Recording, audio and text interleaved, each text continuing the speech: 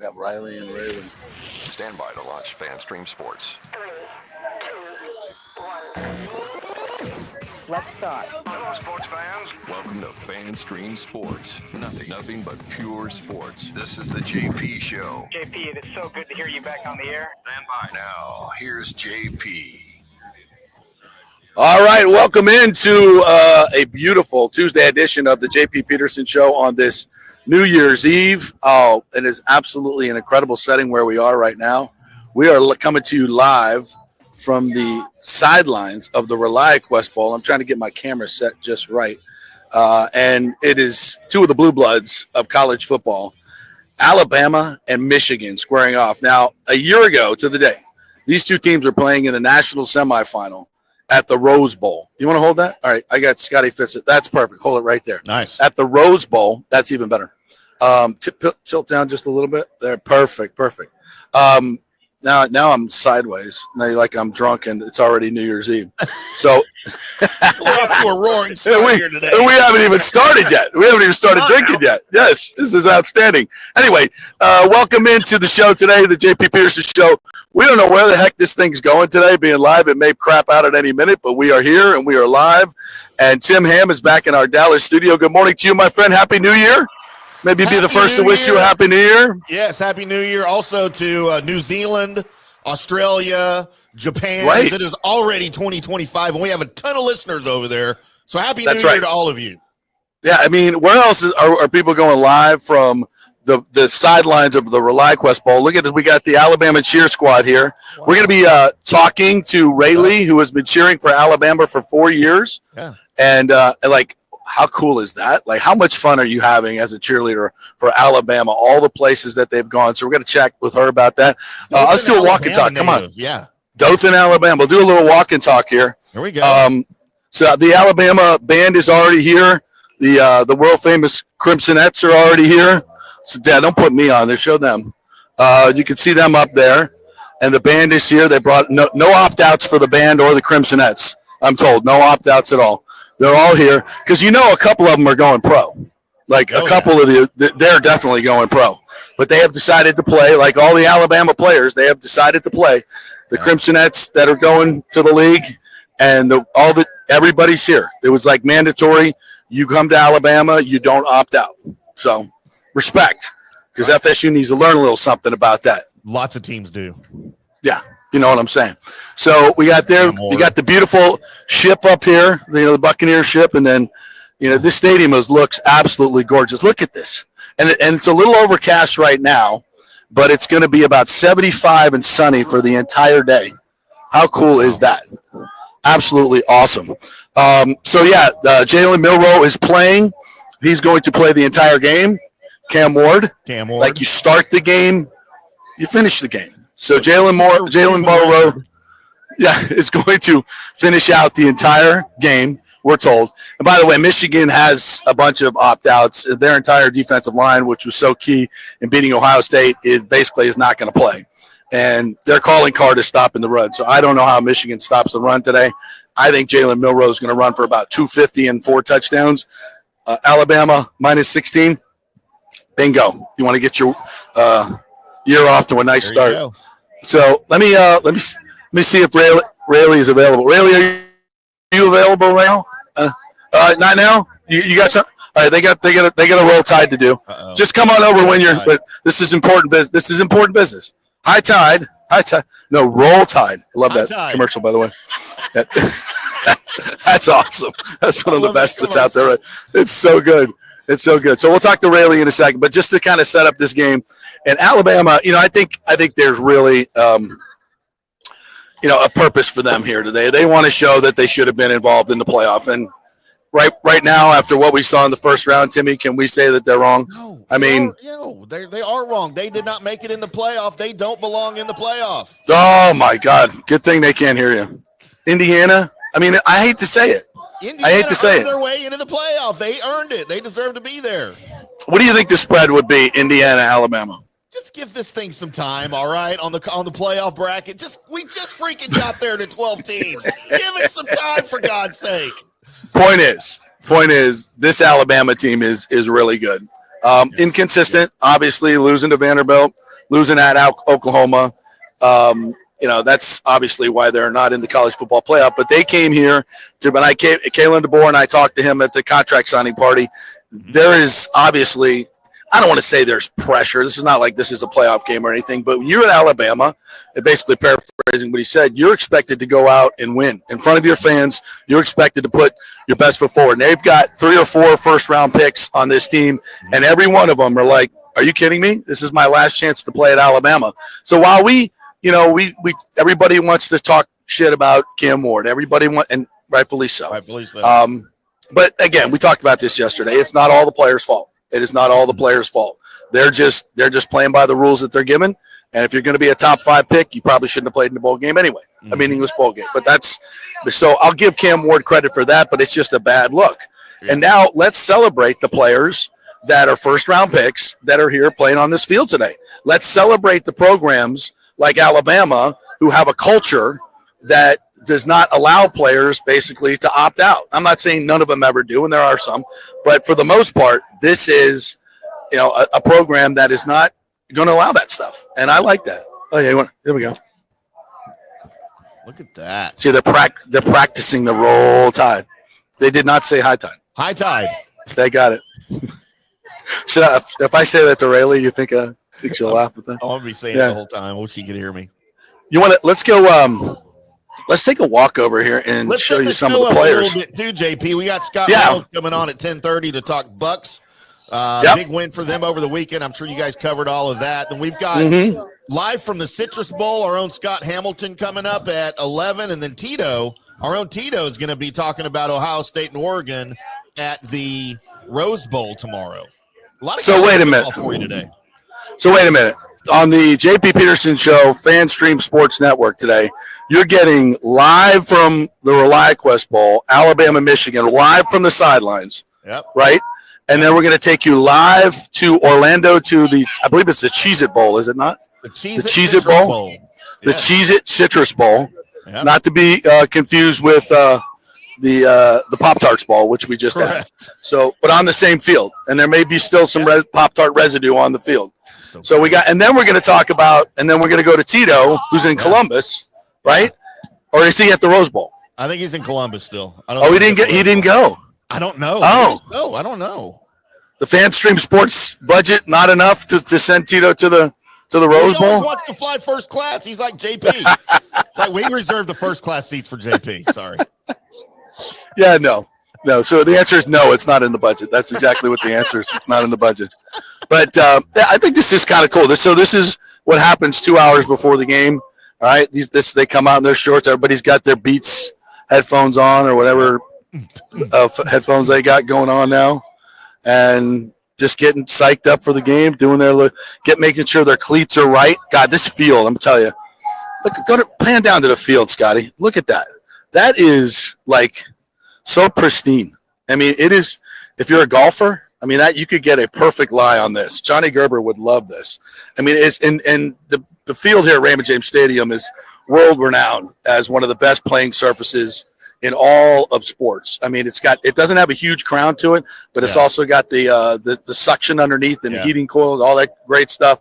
So even when it rains, and it's not going to rain today, even though it's a little overcast, it's pristine. You never get puddling, any of that stuff. So they love playing on this field. They love playing on this grass.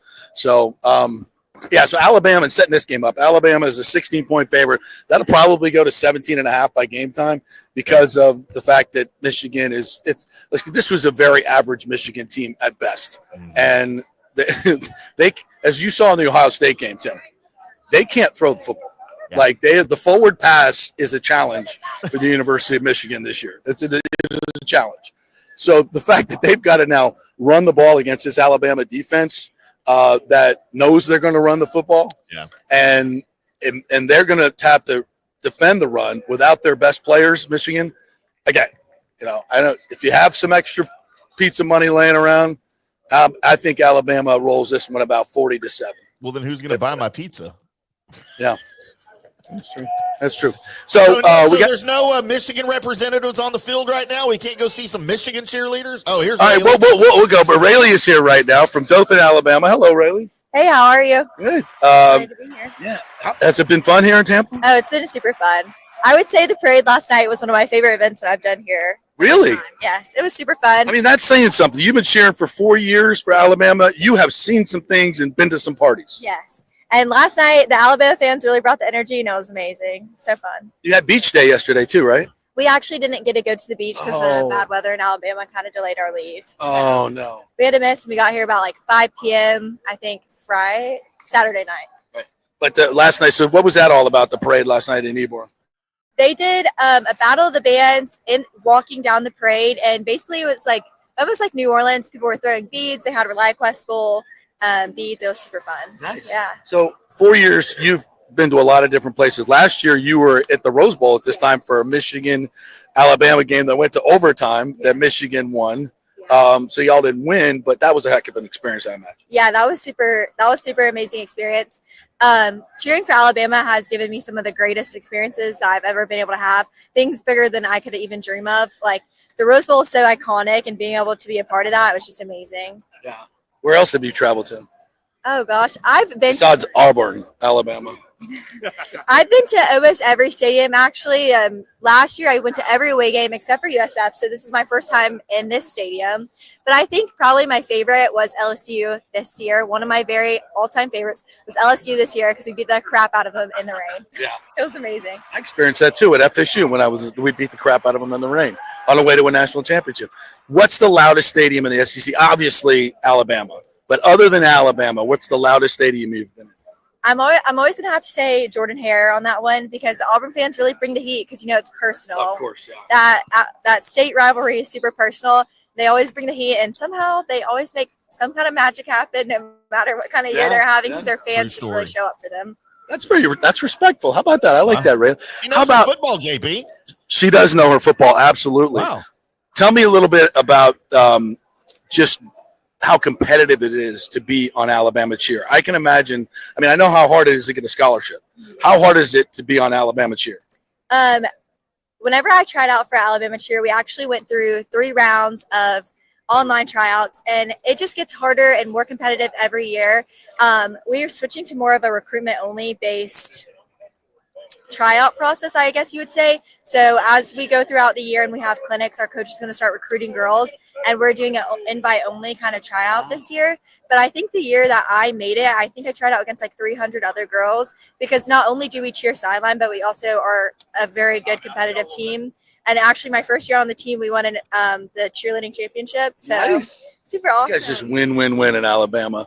What's it like being on that campus and with all the athletics that have been so good for so long? How much do you miss Coach Saban?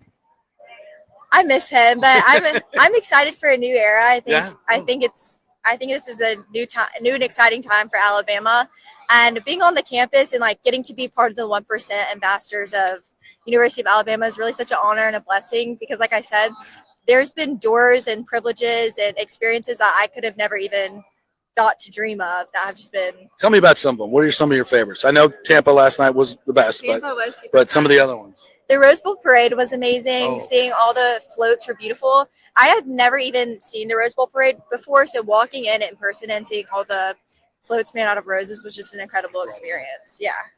Do kids come up and ask you for your autograph?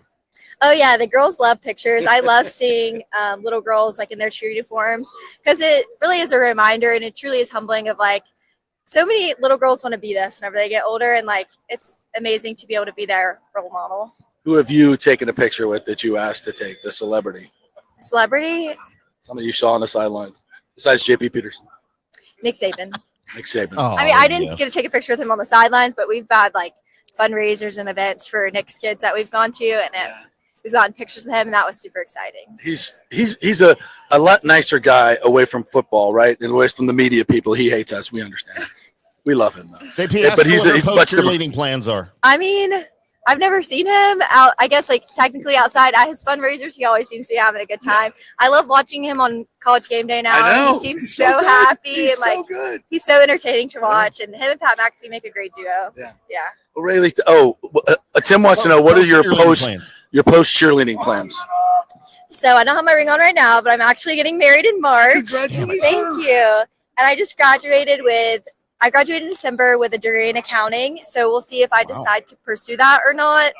We don't know because accounting is not my passion, but it's something I did and it was hard. So we'll see. I have a few job opportunities lined up, but I just got to see. I bet this opens a lot of doors being in Alabama. Yes, definitely. And a lot of people like to just like being an Alabama cheerleader opens the doors with lots of Alabama fans. And even just being a cheerleader in general, a lot of people think it's a neat opportunity. And it shows a lot about our character, our hard work, perseverance, time management. Absolutely. Yeah. Who's a lucky guy? His name is Drew Williams. He's from Enterprise. Hey, Drew. Hey, Drew. Drew, you're a lucky man. Really, thank you so much for your time. It was so nice to meet you.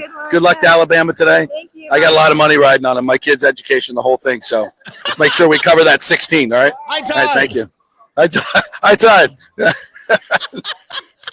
Let's make sure you cover that 16. You know, like she's. Hey, if they cheer really hard, then it can happen. I was shocked. She was really educated. You know, she's been around the block with the football team and everything. It sounds great, bro. That was just a horrible thing to say. Like of course she is. Of course she is. Cheerleaders are dumb. Oh my God, you're so stupid. I was a high school cheerleader. Okay, cheerleaders are dumb. You were a high school cheerleader. Well, that was a long time ago. You know, I didn't ask her this, but I can guarantee you this: they've got to keep a certain GPA to stay on this team. I guarantee you that. And they, you know, and you know, by the way, you think it, you know how hard it is to get into Alabama and any of these schools, these SEC schools. Yeah. People think it's, well, except Auburn, but true story. True story. But they're like, you got to have like a 1400 SAT. Yeah. You ain't getting in. Would you get 50 on your ain't SAT? Getting in. What? Would you get on your SAT? It's going fuzzy on that, right? I listen. 1278, brother. 1278 right here. I might have been in the 1300s just to up you. Just to up you. Yeah. Right. My first one, though, I got an 850. Yikes, an 850. Then I had somebody take it. No, the first one I had to take after a football game the night before where I got sacked 13 times in the game in the mud, and had to get up in the morning and go take the test. So it didn't work out so well. No. So when I took it the second time and got 1300, they sent me something, said you cheated. So I had to go take it again in front of a proctor in like the principal's office, and I got a better score. So that was good. So that's my awesome. That's my SAT story. You don't have to take them anymore. So anyway, when you were interviewing Rayleigh, Jalen Milroe walked right past you behind you. Oh, did he? Yeah. Where is he? Your left. He walked off to your left there wearing a hoodie. It was number 4 hoodie. Where is he? I thought he was going to grab you. Oh, he did. Well, he wanted to. You know that. You know that. Where did he go? He walked off to your left, so I don't know where he ended up. No Bama opt-outs. No Bama opt-outs. No, they're all here. And Jalen was at the hockey game the other night. We had him at the Bolts game. A lot of the guys were there, very much enjoying some hockey. So, yeah, I just have a hockey team. That's a good question. I don't know. It's probably not an official sport, but they may have a club hockey team. Because believe it or not, like all these Southern teams now have hockey teams, mostly club. An ACHA D1 hockey team. Yeah, whatever the hell that is. Yeah. Yeah, but the players were there, and they've enjoyed themselves this week. And shout out to the ReliaQuest Bowl. I mean, this has been, you're talking about a home run matchup here between Alabama and Michigan. You know, and outside of the college football playoff, I don't think you have a better matchup just in terms of blue bloods. And I think these are the two winningest programs in the history of college football. And I was looking at some of you look at the history of these games. They've actually played 3 times here in this bowl game. They played in a Tom Brady Orange Bowl game back in '98, I believe it was. Oh, wow. That was a classic. Brady threw for 396. Well, so this is an interesting juxtaposition here, and this happens a lot. This is the rehearsal of the national anthem. Yep. So the etiquette here normally, obviously, would be to stand but we've talked about this through the years and broadcasting, and basically, this is the rehearsal doesn't count. It's a sound check. Yeah, so in terms of respect, song, so yeah, right, exactly. So in terms of respect, don't get mad at me for speaking over this. This is universally accepted during the rehearsal of the that you can. The etiquette is somewhat, they're just testing speakers and whatnot here. So we'll just continue on. By the way, JP, the Alabama hockey team are called the Frozen Tide. The Frozen Tide? How great is that? That's fantastic. They're the Frozen Tide. That is fantastic. So, all right. So, a couple other things we wanted to get to. Buccaneers obviously will be playing for their playoff lives on this field at 1:00 on Sunday against the awful New Orleans Saints, who lost to the Raiders this past weekend. But throw out the records. Throw out the records when the Saints and Bucs play. It's always going to be a nasty game. Obviously, Mike Evans going for the 1,000-yard season to tie Jerry Rice's record. That's huge. But more than anything, it's about the playoffs and getting into playoffs. And I don't know if you caught this yesterday, Tim, but Bowles was asked, what was it like to watch the Commanders-Falcons game as your playoff hopes are, hanging in the balance? He was sleeping. Yeah. He was sleeping. So great. God bless the man. God bless the man. I don't know how to feel about that, to be quite honest. I mean, I'm not in the man's shoes, but I mean, if my playoff life was in the hands, and obviously he's going to watch the game 17,000 times for the all 22 and everything and breaking it down, scouting reports. So that's not what we're talking about. But how can you not watch that? As a fan, I wonder how the fans feel about that. I mean, I wouldn't care as a fan. I wouldn't care. Hey, you go do you. Be comfortable with what you're doing. Treat it any way you would another day, just so that you're comfortable. To me, that's how I would look at it. Yeah, I guess.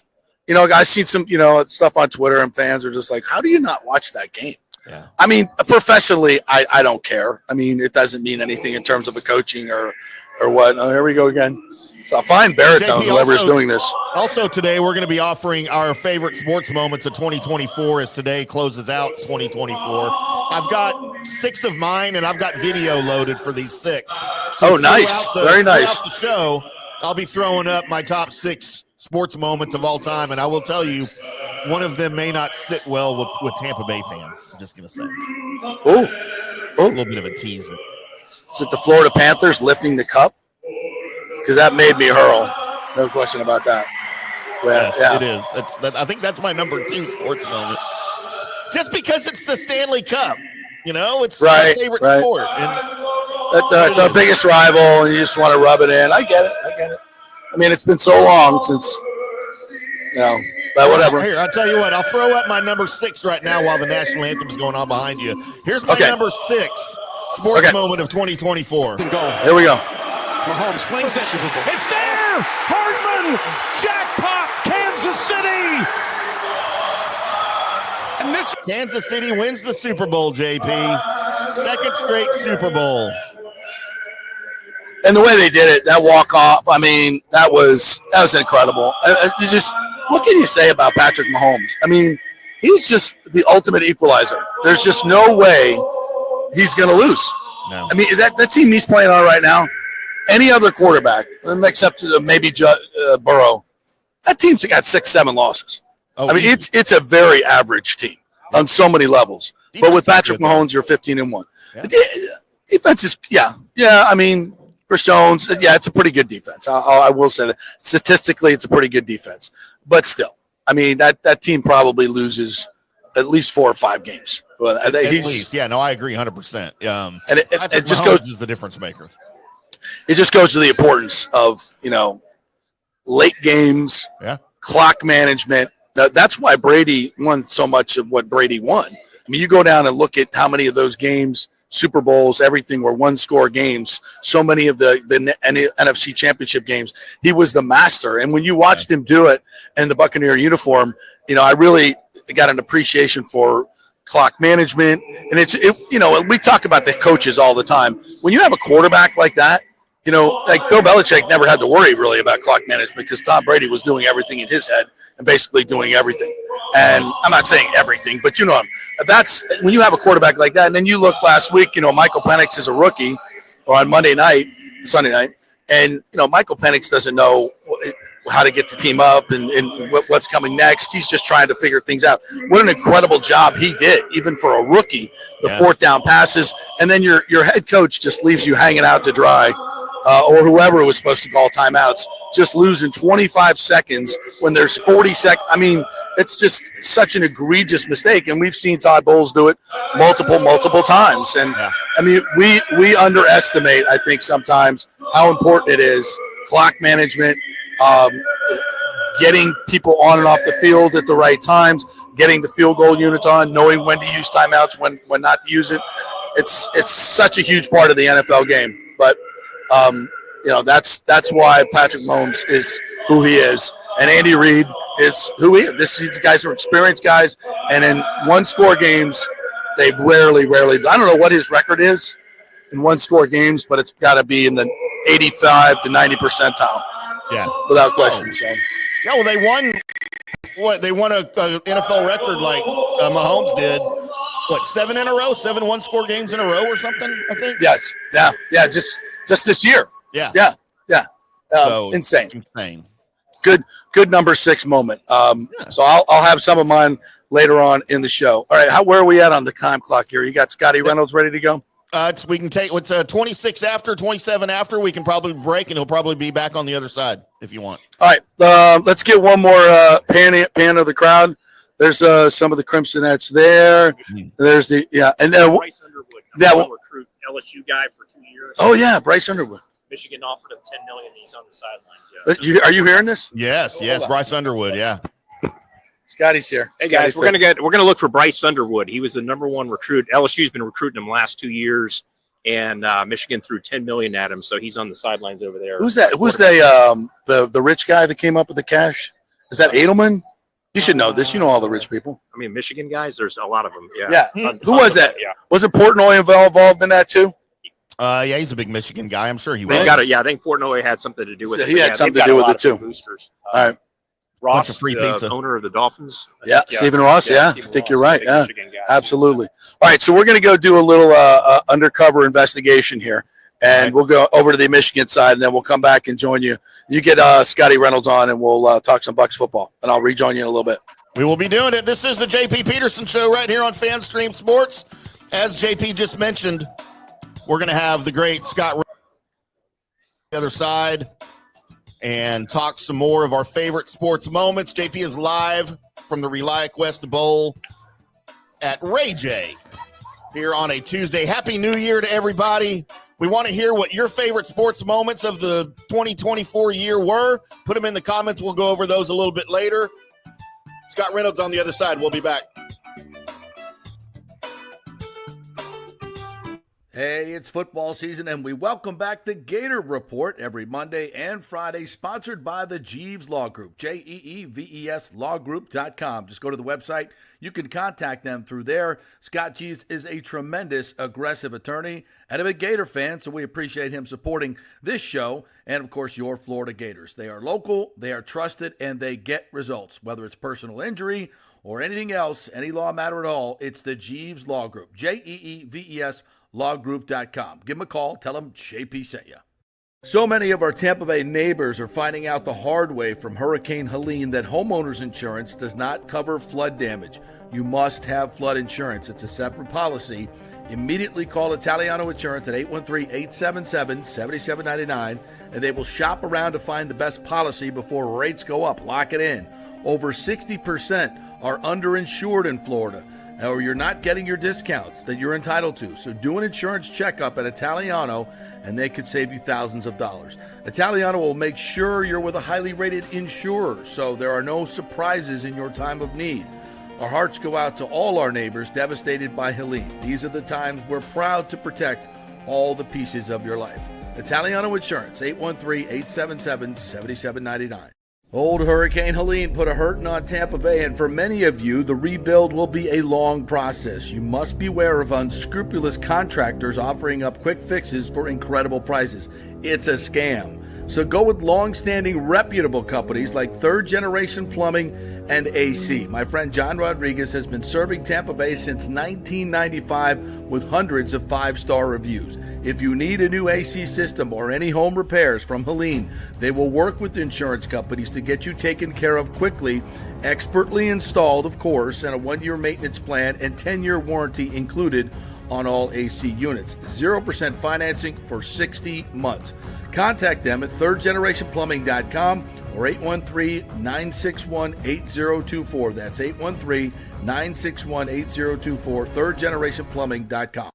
Ciao, Paolo Tini here, owner of Caffè Paradiso, one of South Tampa premier traditional Italian restaurant. We were recently voted number 3 on Open Table list of Tampa Bay's top 10 restaurants. We're very proud of that because we take great care of preparing each dish by hand with homemade sauces, pastas, only the freshest local ingredients.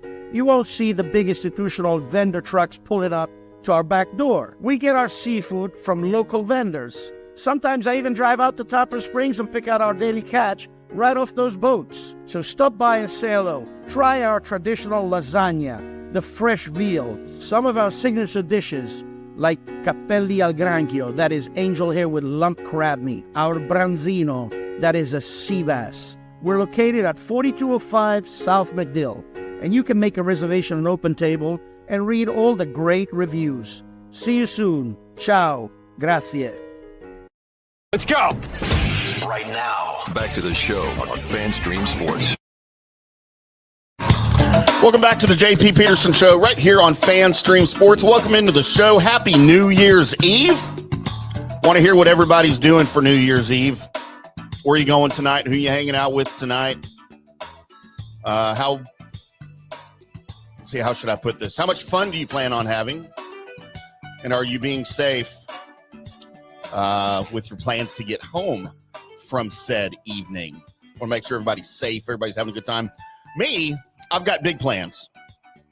I'm going to the same bar I always go to hang out with the same people I always hang out with. Probably till just after midnight. They'll probably go around kissing a bunch of strangers that I'll probably never see again. And then Ubering home. It's the way we rock New Year's in Dallas on FanStream Sports. Also want everybody's favorite sports moments of 2024. You guys saw my number 6, the Chiefs winning the Super Bowl. I've got my number 5 coming up here. We are awaiting the arrival of Scott Reynolds to talk Bucks after the big win, after the Atlanta Falcons loss. And by the way, who did I see this on the comments?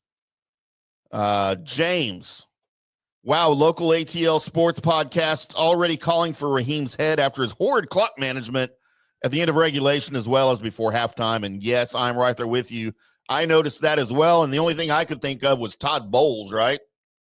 That was very Todd Bowles-esque with Raheem's clock management in that game. And that's not going to fly well with the Atlanta fans. You know, I know Tampa Bay's got ties to Raheem, and he was in over his head the first time around. And I'll be real honest with you, I'm not sure that he's not in over his head now. Just after seeing this season, his first year in Atlanta coaching, I've seen some very questionable things going on with clock management, not just in the last game for him. I hope good things happen to him. I just don't want it to be with the Falcons, right? Like, we don't mind Raheem. I know he's a good buddy of JP's, but we never wish good things for the Falcons. I mean, come on. Maybe the 3rd worst uniforms in the league right now. Just not impressed. I tell you what, while we await the arrival of one Pewter Report Scott Reynolds, I'm going to throw my number 5 favorite sports moment of 2024 here with you guys. As we've got, Michael LaRue chimes in here, his favorite of 2024, the playoff game versus the Eagles. I've never heard it louder in that stadium. That was a great, great win over a miserable team. We can all agree the Eagles are just a miserable team, right? I'm not just saying that as a Cowboys fan. I think I hate the Eagles more than any other team. Oh, you know what? I don't think. I know I hate the Eagles more than any other team. Even our other division rivals, Giants, Commanders. For some reason, the Eagles just rub me the wrong way. I wish failure for them and their organization, like of the highest order, all the time. Michael Sorgel, welcome to the show, Michael. Good morning to you. His favorite sports moment was when the Buccaneers drafted Graham Barton in the 1st round. That was a pretty good pick. I think JP and I are going to do a recap of the 2024 Bucs draft after the season, or after the regular season anyway, to give our grades and to see how they all did and how maybe if there were any misses and maybe give them our A through F grades as we get through the regular season for the Bucks 2024 draft picks. We'll go through all of that. As JP, wow, JP's back on the show now. I didn't think he'd be back so fast. JP, do you have us? You're muted. We don't have you. How about now? All right, there we are. So we're back on the Michigan sideline now. So we got all the Michigan guys right behind us. There we are. I thought, hey, by the way, I set this up right before you came back on. Speaking of Michigan, my number 5 favorite sports moment of 2024, JP. Oh, yes. Which play is this? This is the pick. The pick that ended it all. Yeah. The pick that ended it all. Michigan winning the national championship for the first time since 1997. Yeah. We were just talking about that here. What a story that was. Oh, my cameraman's back. What a story that was. You know, when you think about where Michigan was, could not beat Ohio State. Yeah. Harbaugh was on the verge of getting fired. Yeah. And then something magically happened. That they started beating Ohio State. They started, I don't know. You have any idea what that was? Is there any super intel or anything going on the sidelines or any type of sign stealing? Because the record before that stuff, and then after, but that was not a part of their run last year, obviously. Because what was that dude's name again? I watched the whole documentary and the sign stealing. Yeah. Google that for me. Anyway, that whole shenanigans, I think it was real. Connor Stallions. No question. Connor Stallions. It was, obviously it was real. The numbers before and after are stark contrast, but they also started recruiting better after that too. Yeah. So it's an incredible story. That Michigan National Championship is an incredible story on so many levels. And the way that they did it, and J.J. McCarthy, and they just got so much better at the end of that season. And I thought, frankly, there's no way Michigan's winning the national championship, but they just physically went out there and took it to them. And then they lose their coach. You think about where these two teams are. It's just a year ago. They're playing for the national semifinal in one of the best games. Both teams just loaded with NFL talent. Loaded with NFL talent. And two of the greatest coaches in the history of the game, in Harbaugh and Nick Saban. Fast forward, Sharon Moore, Kalen DeBoer, good coaches, good young coaches, but not the royalty that this game had last year. And then you look at the characters, basically Jalen Milroe is the only holdover from that. But there's a lot more Alabama players that are still here. Most of the Michigan players are gone or opted out. So this Michigan team is a shell of the team that we saw in the Rose Bowl last year. So, the whole team all season, Michigan lost way more on their team this year than Alabama did. You brought back Jalen Milroe. That tells you a lot right there. And of course, Michigan loses J.J. McCarthy. They lose their running back. I think they lost a lot more. Bryce Underwood, live right here on the sidelines. Here he is. Look at the size of that dude. Holy dude, isn't it? Moly. Number one quarterback recruit, $10 million richer. Think you could sack him? Could you hit him? No. Dude, he is, holy heck. Come on. Hold on. Let's go. While we're here, let's just not dally around. Look at the size of this dude. You're going to get some. Oh, of course, everybody wants. But no, go there. Yeah, this guy. This is the biggest recruiting story, maybe in history. This is what NIL is all about. What was it? 2 years recruited. LSU committed 2 years. Yeah. $10 million. $10 million later. I love that he's got the jersey on too. Yeah. Oh yeah, he's ready to go. Yeah. They might need him. Doesn't have a lot of bling on. Doesn't have a lot of bling on. Yeah, very understated. I like that in my quarterback. Very understated. Yeah, very understated. So, so that's. He was headed to LSU, and then $10 million. And this is what we're talking about. Private equity, buying college football teams, right? We're talking about investments in college football, and why is that? Because these teams generate so much money. You're talking about literally $100 million profit a year for Alabama and Michigan Of course, that funds the entire athletic program, funds all the non-revenue sports, all of that. And, it's changing, obviously. But the amount of money that now, each team's going to have 22 million, according to the House settlement, to pay in salaries for the players, which is long overdue. But what do you do with NIL? I mean, NIL is still completely out of control. And anybody who has lots of money can say, you know what? Yeah, that kid's he's the number one quarterback recruit. I'm a Michigan fan. I got lots of money. What else am I going to do with $10 million? Hey, why not? At least they're not keeping it. At least they're not buying another yacht. At least we're spreading the wealth a little bit, Spend it right? on your team. Why not? I mean, if I just had $10 million to throw away, I was the Spanx girl, FSU fan. Boom, here, go get me a quarterback because that one you got sucks. Yeah, she probably did that actually, and they spent it on DJU. Oh my gosh, right? Sorry, you're not getting any more money. And she's been very generous, by the way. And I wish I've met her before. She's a wonderful lady. And I tried out. Thank you. There's a key piece of information with Scott Fitzgerald. Of course. that's crack research right there. What's her name?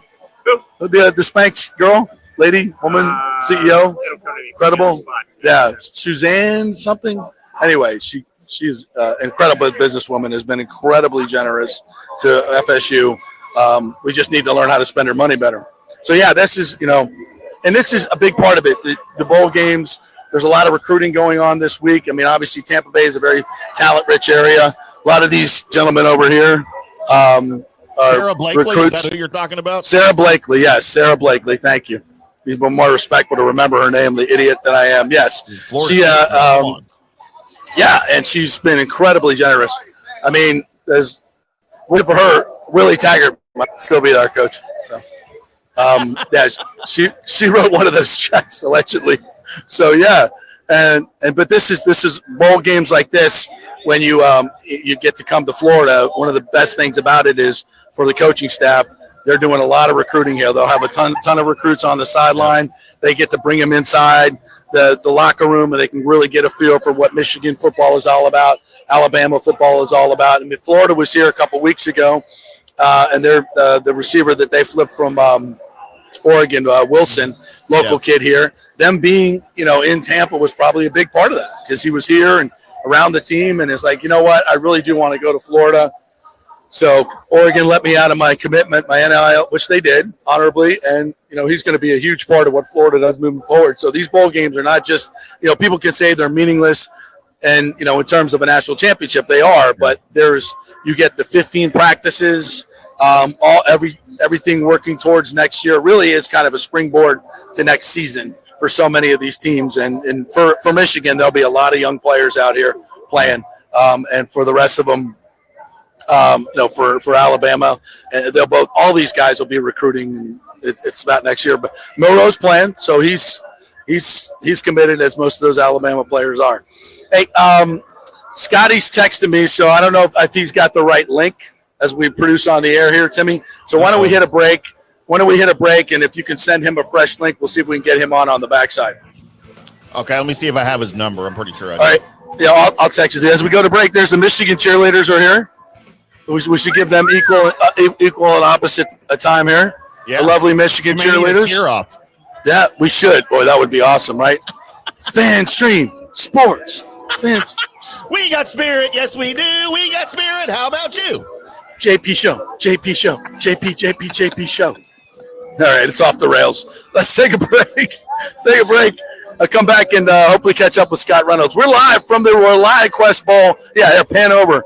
To the great Michigan. We're live at the ReliaQuest Bowl, Alabama and Michigan here coming up at noon here in Tampa, Florida. Back to JP Peterson show in just a few minutes. Hey, folks, let me tell you about Bay Area Modern Medical Center, a very different kind of approach to primary care. Personalized preventative medicine, not a one-pill-fits-all mentality. Christopher Lugo and his experienced medical staff are proactive in looking at issues before they become a problem, encouraging a healthy lifestyle with proper diet, supplements, and exercise to optimize your active lifestyle. Rather than the impersonal, rushed approach, you will be the only patient and will have our full attention. That's new. Getting old is inevitable, but feeling and looking old is avoidable. Bay Area Modern Medical Centers are experts in anti-aging regenerative medicine that optimizes your body's performance in many areas. So call for an appointment to get started on a journey back to full health and a happy life with a new, modern way of healthcare. Call 844-977-3477 or go to BAMMC.com. That's 844-977-3477 or BAMMC.com. Hey, JP here for the Gold and Diamond Source. There's been a lot of talk about lab-grown diamonds. Oh, they're just like the real thing. No, they're not.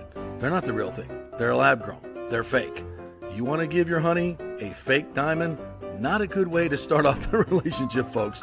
Take my word for it. Get the real thing, and no place better to shop than the Gold and Diamond Source. And remember, if you shop anywhere else, you don't know if it's real. You don't know what you're buying. The Gold and Diamond Source has been in business for over 40 years. Julie and Steve Weintraub, great benefactors in our community. You know it's real. It's the only place to shop. And if you're planning to purchase for the holidays, don't forget to take advantage of our layaway offer at the Gold and Diamond Source. You can reserve your favorite piece now and pay in easy installments, making your holiday shopping stress-free.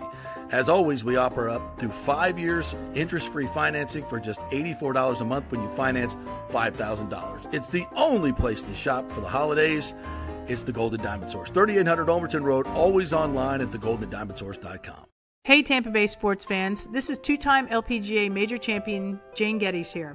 After winning the U.S. Open and 10 other LPGA events, I wanted to try something completely different. So I came right off the top turnbuckle and landed in the crazy world of WWE. And yes, you heard that right. That's WWE. Working for the Vince McMahon as the VP of Talent Relations for the company. Now, though, I want to work for you. Everything I've done in my life, I've done with incredible passion. And now I've turned my focus to leading the best real estate team in Tampa Bay, the Geddes Gordon Group with Keller Williams in South Tampa. If you're looking for a new home, an investment property, or looking to sell your current home, we will give you major championship level service. When you choose Geddes Gordon Group, you become part of our inner circle, like family. So if you're looking for a few golf tips or a golf course view, we're going to stripe it right down the fairway. Call me at 813-485-6808 or go to gettysgordongroup.com, or again, give me a ring at 813-485-6808.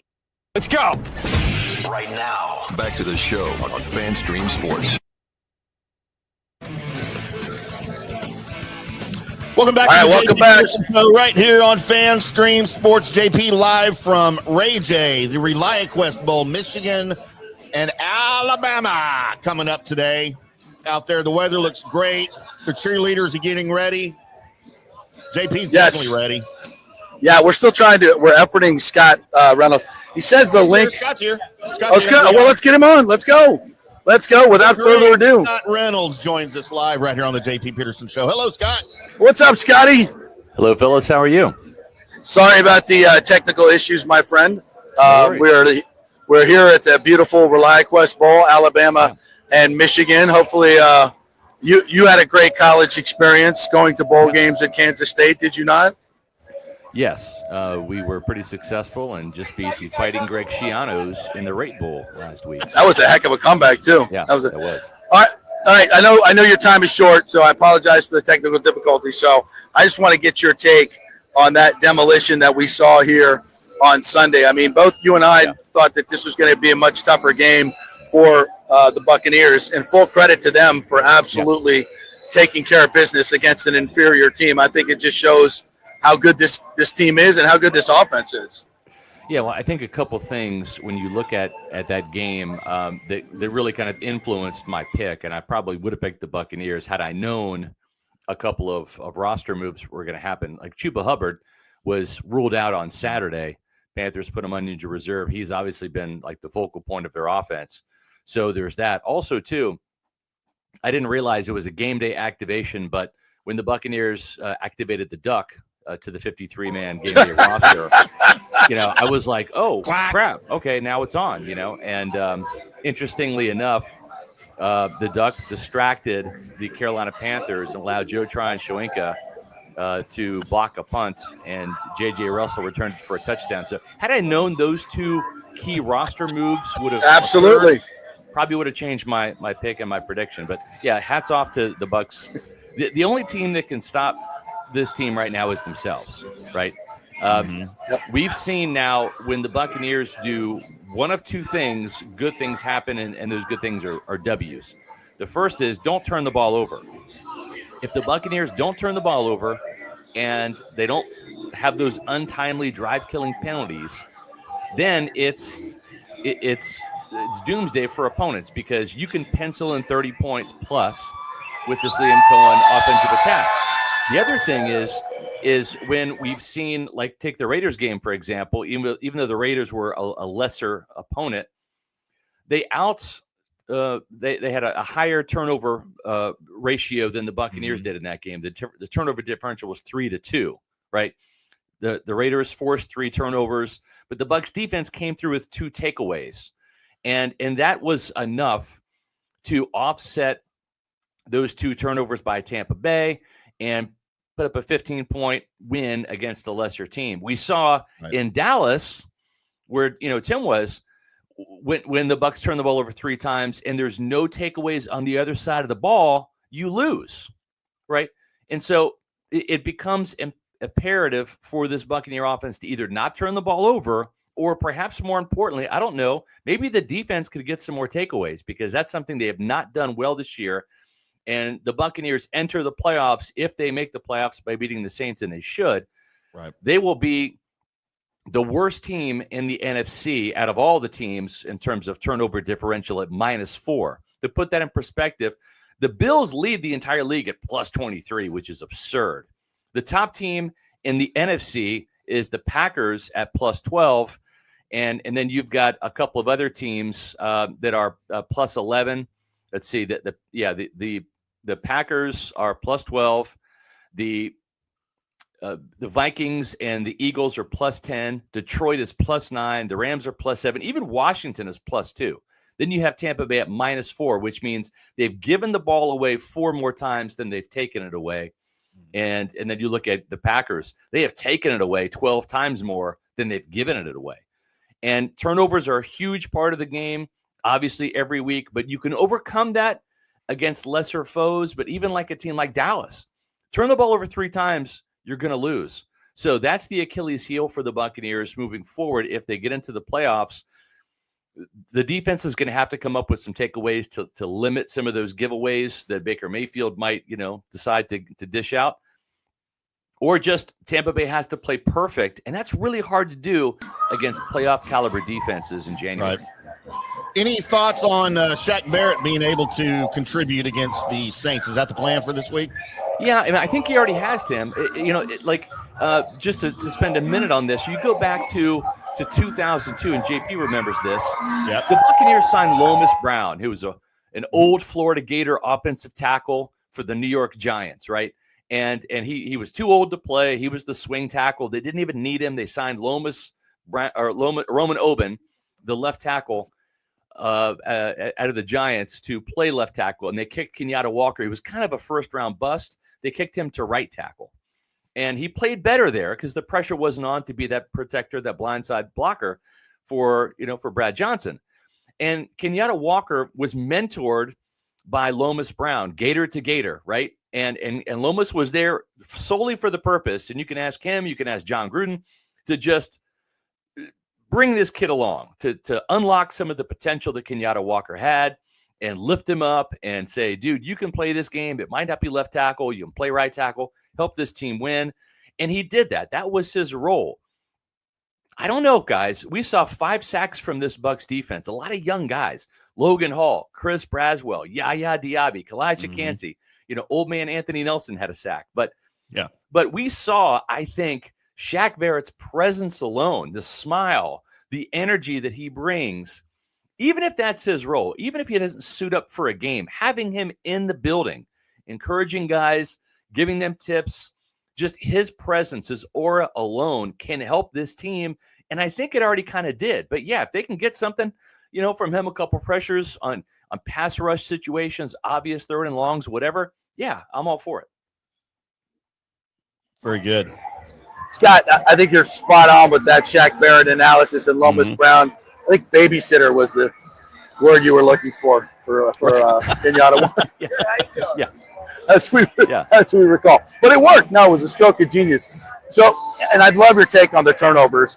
And, and Baker's going to be that guy. He's a bit of a gunslinger. You get the good and the bad, right? So we're okay with that.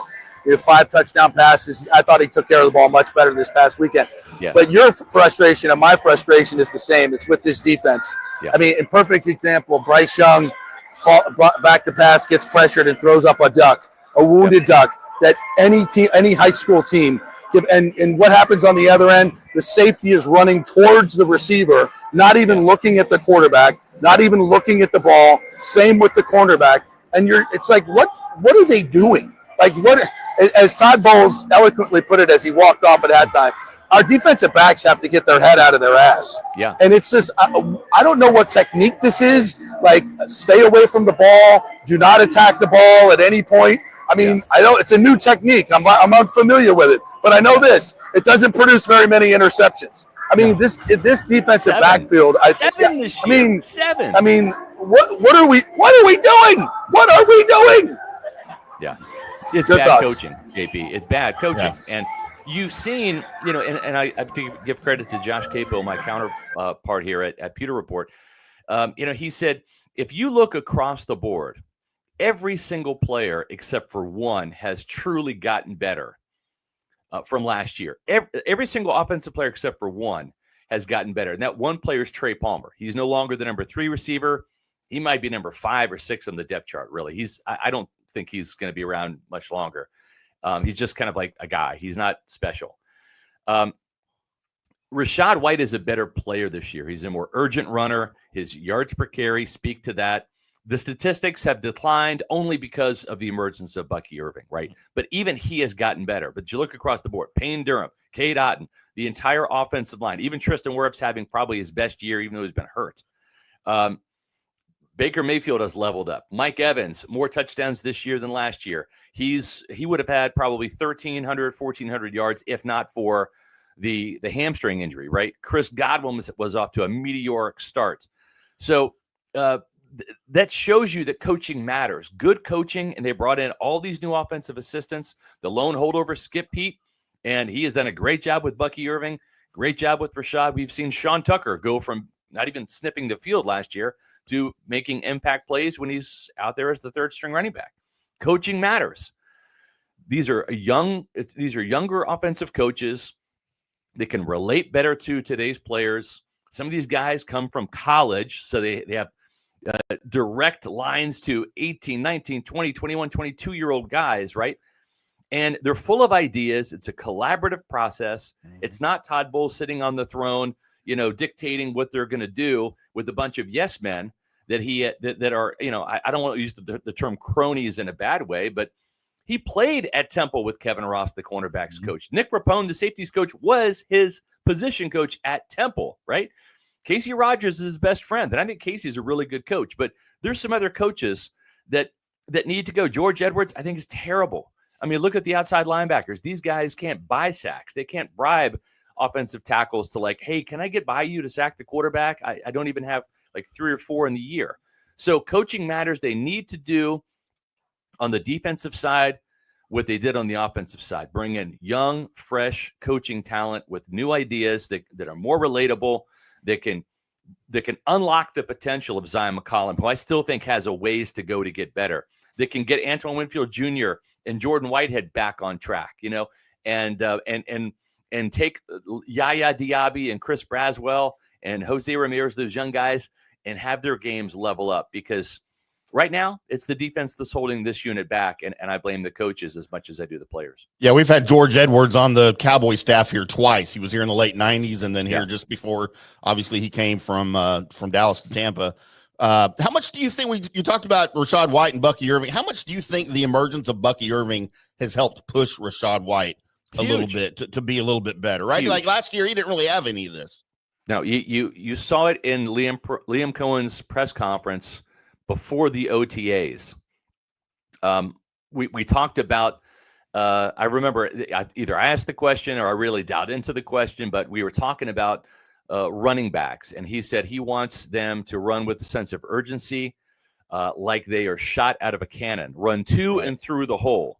And if you watch that Oregon tape of Bucky Irving, that's exactly what he does. Bucky gets to top speed through the hole. He just doesn't have that extra gear. That's why we've seen some of these 30 and 40 and 50-yard runs not become 70-yard runs where they're breakaway touchdowns, right? He does get caught from behind, and that's okay because a 30-yard run in the NFL is massive. And that was kind of my thinking. It's like, this is going to help Rachaad White because Skip Pete, Liam Cohen in training camp, they can sit there and when they see Rachaad White tiptoe through the hole and be a little hesitant like he was last year in training camp, they can swap him out, put Bucky Irving in, and say, Rachaad, stand right here next to me. We're going to hand the ball off to Bucky here and watch this kid get through the hole. And it's like, boom, like lightning. And then say, that's what it should look like. That's what we need you to do, right? And I think it's worked. You see that in the average going up from 3.7 to, 4.5 or so. So it's gotten better for him. And yes, the offensive line's blocking better. Yes, Liam Cohen's scheme is better suited to the talents of these backs, and it's marrying the run and the pass exceptionally well. But yeah, I agree with him. Having Bucky Irving there as the guy to say, that's what it's supposed to look like, Rachaad, it has helped him become a better back. There's no doubt. Well, and Bucky's over 1,000 yards as primarily a backup. That's just kind of showing Rachaad too. I mean, I know that the Bucky gets the majority of the carries, I think, nowadays, obviously, but it's showing Rachaad White, look, this is what we can do. And I think they work great as a tandem. I do. Like, there's no reason to not keep that going. Yeah, I mean, you could see the Cleveland Browns, Baker Mayfield had that luxury of a backfield too, with Nick Chubb more in his prime, along with Kareem Hunt in his prime, right? That was a 1-2 punch that helped Cleveland get to the playoffs and beat the Steelers in Pittsburgh in 2020. I mean, that was a magical year in Cleveland. Baker had his best year. Right. The only team that they lost to in the playoffs happened to be, I don't know, the Kansas City Chiefs at Arrowhead. That's a tough team to beat in the playoffs, as the Bills, as the Ravens. And it was that Kansas City Chiefs team that lost to Tampa Bay eventually in the Super Bowl. So Baker Mayfield has seen what a 1-2 punch at running back can do. It takes some pressure off of his game. Right. He doesn't have to put the entire, playbook on his right arm and have to go out there and win every single play. The easiest and best thing a quarterback can do sometimes is turn around and hand the ball off. And you've got a stable of backs in Tampa Bay that really are the envy of the league, not just with Bucky and Rachaad, but also Sean Tucker too. I mean, there's a lot of teams that would love to have Sean Tucker as a number 2, maybe even as a starter. It's an embarrassment of riches here in Tampa Bay at the running back position. Yeah, I think we lost JP. I think he might have started getting some rain over at Ray. It looks like it, he took some cover before well, he dove he's in. soft. Scott, I mean, we can say it. He's not here, but he's soft. He melts. I don't want to say he's a snowflake because he's in Florida and there's no snow in Florida, but he's soft, and we can say that now because he's not here to hear us. Maybe he can't defend himself. He can't defend himself. That's the key. He can hear us. He can't defend himself. Tim, I can hear you, JP. We don't need you. I can hear you. Oh, hey, JP, how are you? Hi. Yeah, you're damn right. The graphic to the Tim show. That's JP. There you go. There we go. Yeah, we had a sun shower, absolutely, and I had to go find cover. You look at this moisturized face cannot handle a lot of that. Well, Tim was just saying that you were soft because of the rain, and I was like, "Come on, you can't do that to him." Tim. Oh, I heard the whole thing. And I couldn't agree more. Right. And I couldn't agree more. Actually, I could not agree more. I think you're spot on. If we were good friends, I wouldn't embarrass you on your own show, but we are. So right. Just off the air. Yeah. Guys, before we let you go, favorite sports moment of 2024? Do you have one? Doesn't have to be Bucks related. It can be anything. Favorite sports moment of 2024? That's a good one, boy. Got to be Kansas State related. That's what I thought too. Yeah, you come up with something K-State. Yeah, Didn't you guys have a big basketball win like over Kansas or something? That's always fun. Yeah, that's always near or at the top. Yeah, I think that's probably there. I would just say, because I'm a defensive-minded guy, and you know this from my conversations here, I love defense. To me, I have appreciated the genius and the brilliance of Liam Cohen, and I'll credit Todd Bowles for this. Not only just hiring Liam Cohen, Todd and I had a pre-training camp interview, and this wasn't off the record. He told me, and I wrote about it in SR's Fab 5 back in July before training camp started. I said Liam Cohen's offense is going to be a huge upgrade over Dave Canales, and it proved to be. I mean, they're scoring 8 points more per game. So I would say as a defensive aficionado, to see and appreciate the brilliance of Liam Cohen has probably been the highlight of me covering the team this year, just to keep it kind of Bucks related. Yeah. What he's doing, I mean, and I just tweeted this out today, or X'd it out, or whatever you call it. How many times, even when this team was scoring 30 points per game under Byron Leftwich, or showing signs of progress last year towards the end of the season, scoring 30 points per game under Dave Canales, how many times were we able to guess what was going to happen? Ooh, a wide receiver screen to Chris Godwin coming here. Ooh, it's a first down run between the tackles here. We don't know what Liam Cohen's going to do. And guess what? Neither do opposing defenses or defensive coordinators. They don't know, because no single game is the same. There's not a blueprint on this guy. There's no keys or tells to really stop this offense. And you look, even without Mike and Chris, this team, this offense, has only scored fewer than 20 points one time. That was week 3 against the Denver Broncos. So it's been the masterful skill with which he has called plays that I truly have been in awe of and amazed by. Right. And I have a greater appreciation for offense now. I still believe defense wins championships. Go back to both of the Bucs Super Bowls when the offenses put up a crap ton of points, but it was the defenses that won both of those. It was the pick sixes in the first Super Bowl for the Bucs. It was holding Kansas City and Patrick Mahomes out of the end zone in the second one. Yeah, their offenses were scoring points, but it was the defense that won those games. So I appreciate that. But Liam Cohen has made me, kind of an offensive guy now too. That's truly offensive. Very good. I love it. Yeah, and I would, mine would definitely be that win right here over the Eagles. I mean, there haven't been many home playoff wins in Buccaneers history, and that was probably the most. That was the most. Next to the Super Bowl in this stadium, I think that was one of the proudest moments in Buccaneer history. So it was that electric. was one hell. No doubt. Yeah, no Eagles fans in these stands for that game. That was fantastic. Well, Scotty, listen, Happy New Year to your partner, to you and Ashley, and your whole family. Thank you so much for coming on with us each and every week. You're an absolutely valuable member of our team. We really appreciate you and all the guys at Peter Report. But listen, I can't come on anymore this year. We've kind of reached the quota. So my last appearance for 2024. Perfect timing. Perfect timing. Yes. All right, partner. Thanks, buddy. Next year, and we'll see. 2025 is going to be a huge year for us, no doubt. Thanks, partner. Appreciate it. Take care, guys. Happy All right, Jimmy, I think we got another port of call when we come back from the break, right?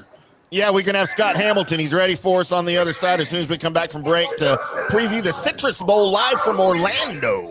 Yeah, we're just taking you everywhere. All right, we'll be back to All Points College Football Bowl game right after this on the JP Peterson Show, FanStream Sports Network.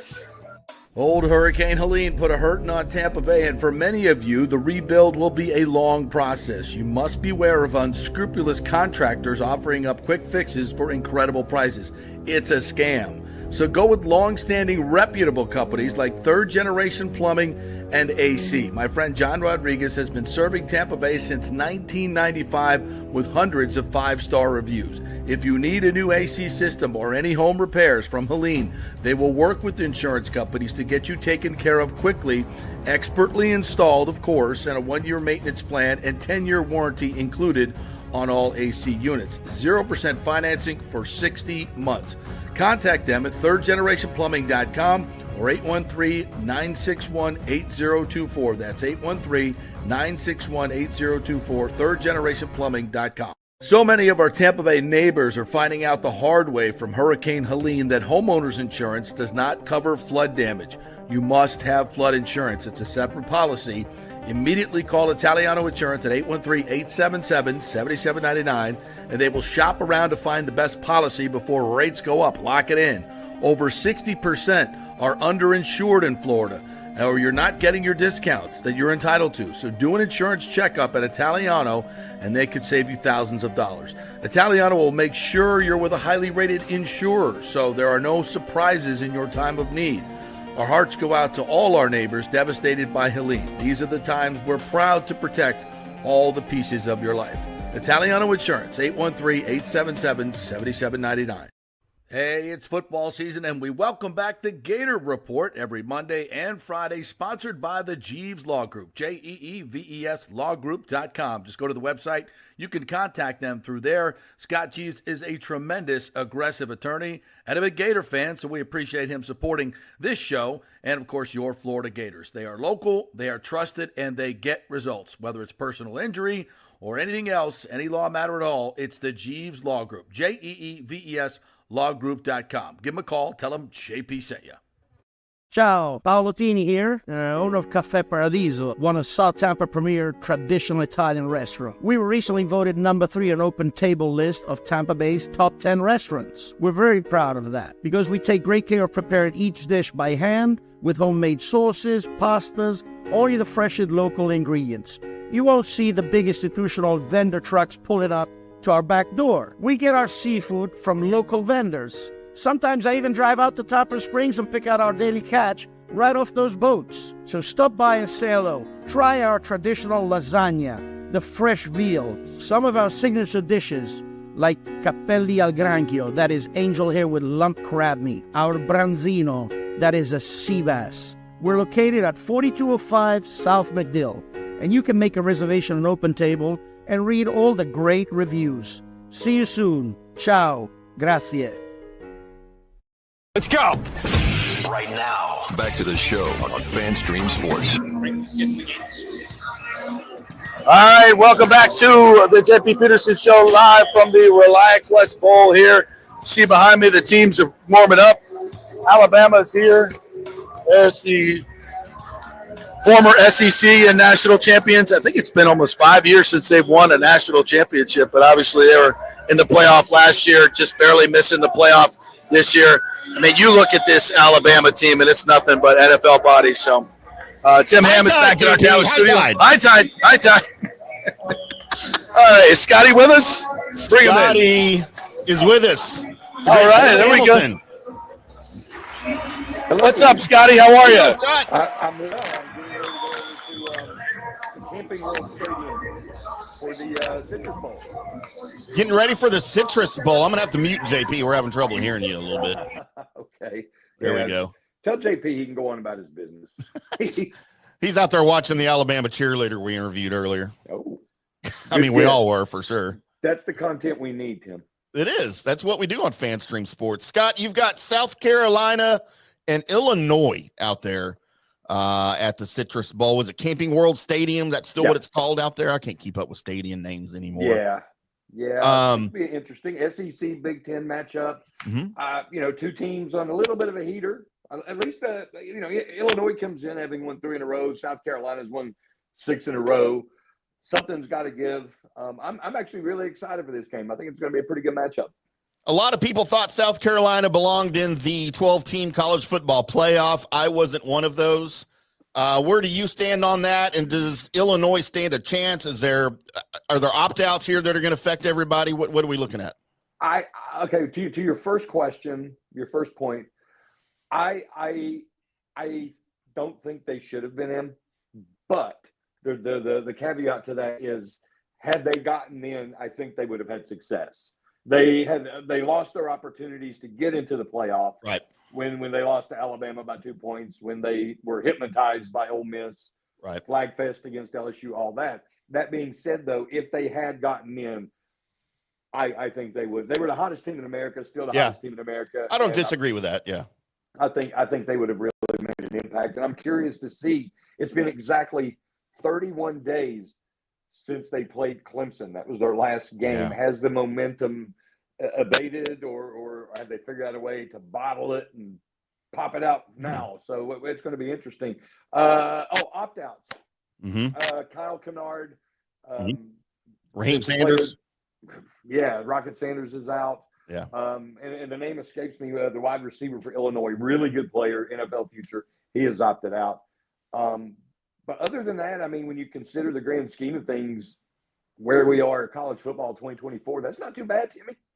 No, yeah, you're right. Pat Bryant has declared for the NFL draft, so he will not be there. But you have largely the two teams that played the majority of the season intact for the bowl game, which is kind of a rarity, across the college football landscape these days.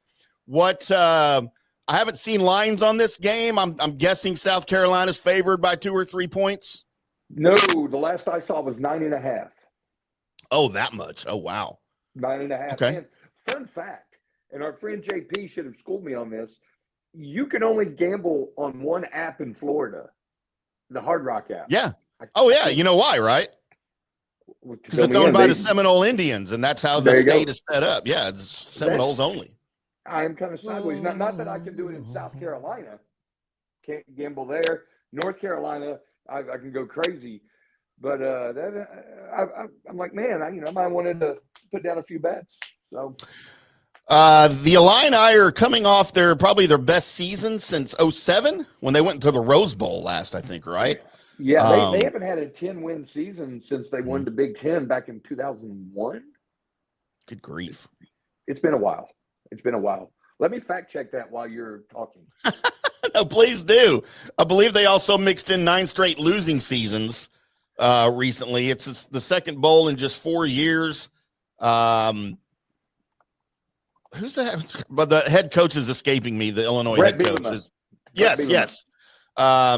Was it Arkansas right before that? He played in a couple of bowl games. And before that, he was at Wisconsin. Wisconsin. You got to say it right down here. Wisconsin. Love Wisconsin. That's Wisconsin. Love that state. Did you watch Making a Murderer? Watch Making a Murderer on Netflix. It's great. Oh, about what's it? Yeah, I think everybody watched that, right? I didn't watch that. It's better than Tiger King.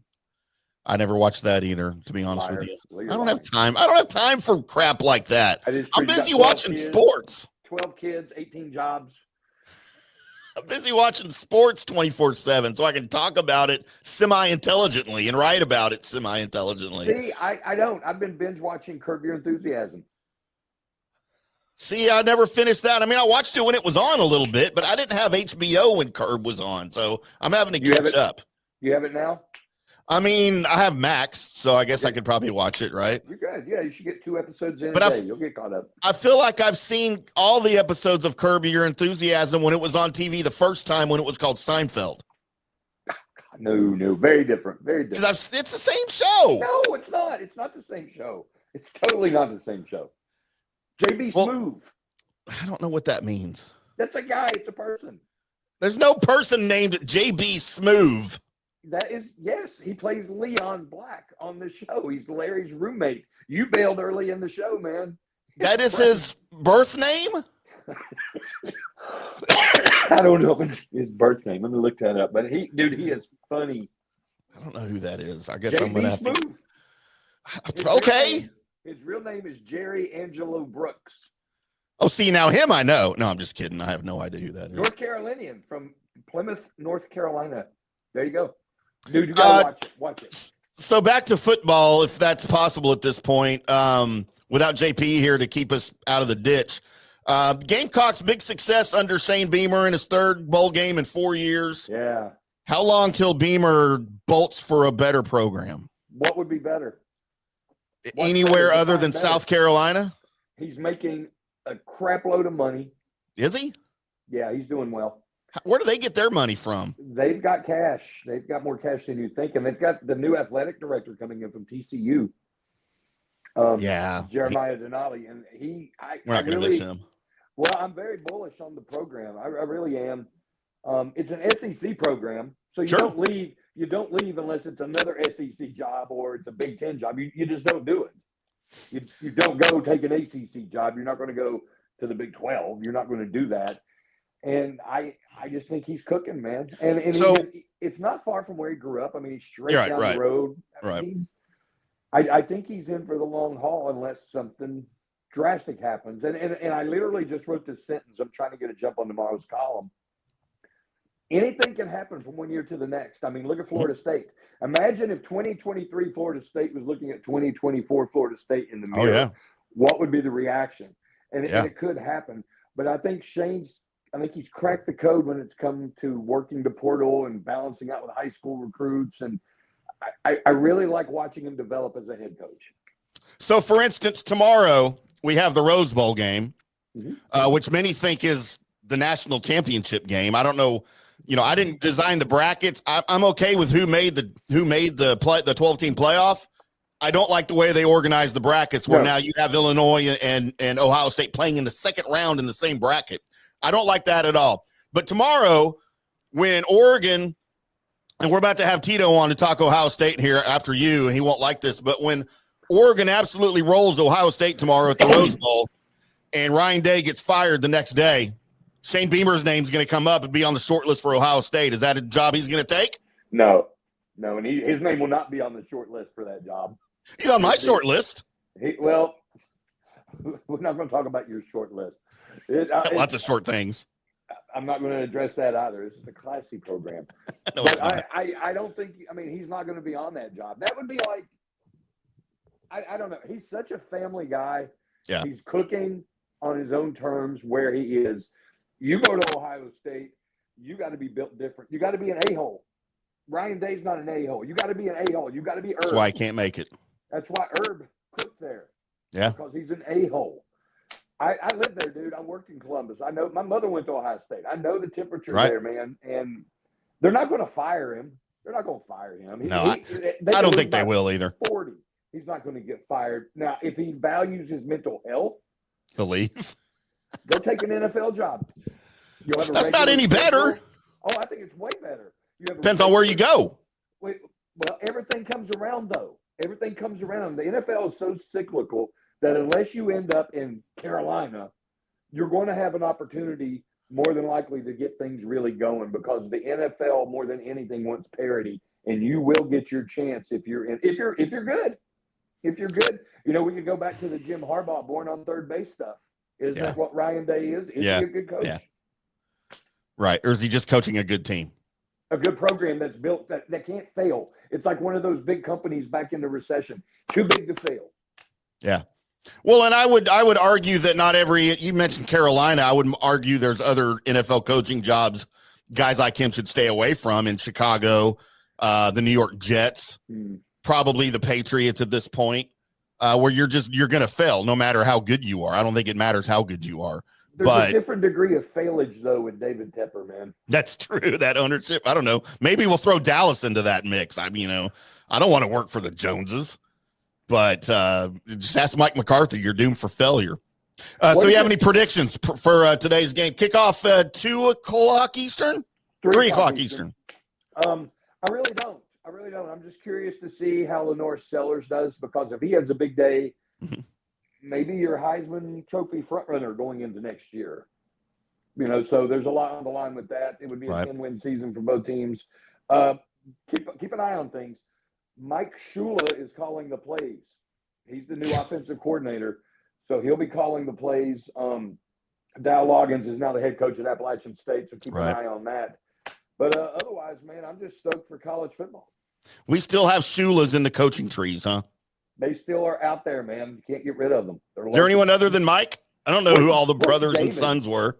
Well, I know David, but he's not coaching anymore, right? Yeah, I think he's on the same beach with Tommy Bowden. Then that's right where they belong. Scott, what's your favorite sports moment of 2024 as we close things out here on a Tuesday?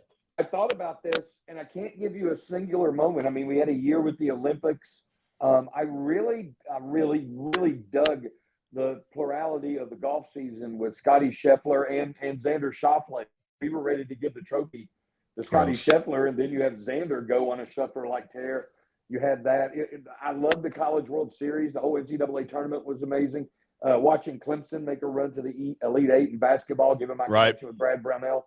So I can't put my finger on one thing, Tim. I can't. But I will say I hope 2025 is as interesting as 2024 was. You know what? That answer is such a cop-out. You know who that reminds me of, Scott? That reminds me of Johnny Gerber. When he comes on the Colby Sapp and IndyCar Tim show and we do our segment of hypotheticals, and I ask Johnny, would you rather be born with a lobster claw or a baby arm that doesn't grow as you grow into adulthood? You have to have one of those. And you know what he always says? What? Pass. I pass. Claw. I want the claw all day. I will give you a moment. Okay, I'll give you a moment. Vanderbilt beating Alabama. Okay, there you go. That's a good one. I also went to Army Navy though, and that blew my mind. The game wasn't great, but the atmosphere was unbelievable. I've never been to an Army Navy game, and that is on my short bucket list of things I have yet to do in sports. It was my first. I wish I could have gone and saw it at the Vet though. I hated the Vet, but I would have loved to have seen that at the Vet. Can't go now, but no, I know. We got the national championship coming up. I'll be at that, so I'll be able to get rid of that in a couple weeks. So are we going to get a live report from you? Well, I was supposed to be a weekly hit with my own theme song. I don't know what happened. Well, you wouldn't like the theme song I came up with for you. No. I would provide the theme song. Something by Luther Vandross or Peebo Bryson. So is it going to be similar to the Scott Hamilton show that for some reason we inexplicably quit doing on FanStream Sports, and it's going to have an intro from the other Scott Hamilton? Funny you should mention that. I think we might be ready to get that back up and running. Well, we're ready for sure. We're ready for sure. So I gotta go.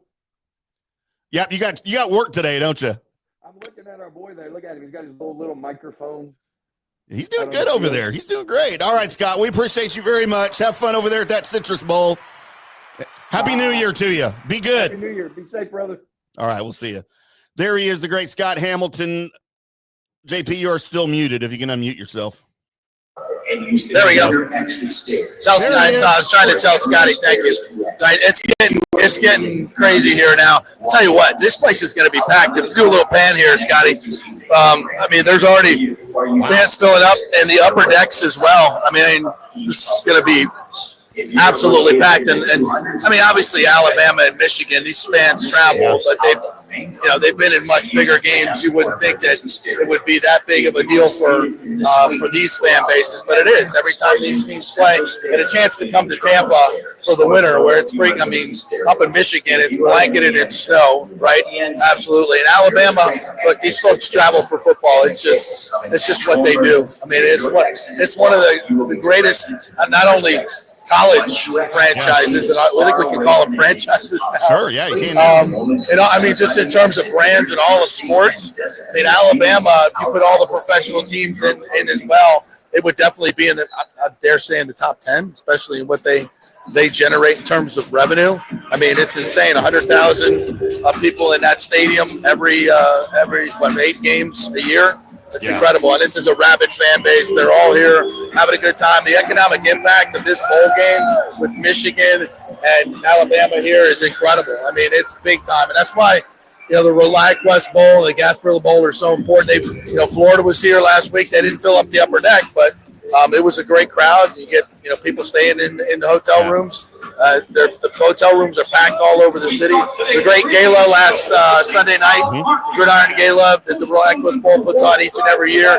And thanks to ReliaQuest, by the way, Brian Murphy, their CEO, great dude, locally based company that picked up the mantle from Outback, friend of the show, that picked up the Outback sponsorship that was here for so many years with Bob Basham, Chris Sullivan. So, I mean, it's really a locally based, and all of the board of directors here, so many of these guys and ladies have been big parts of the local landscape. So this is a huge moment for them as well to have these two teams here and these two fan bases here.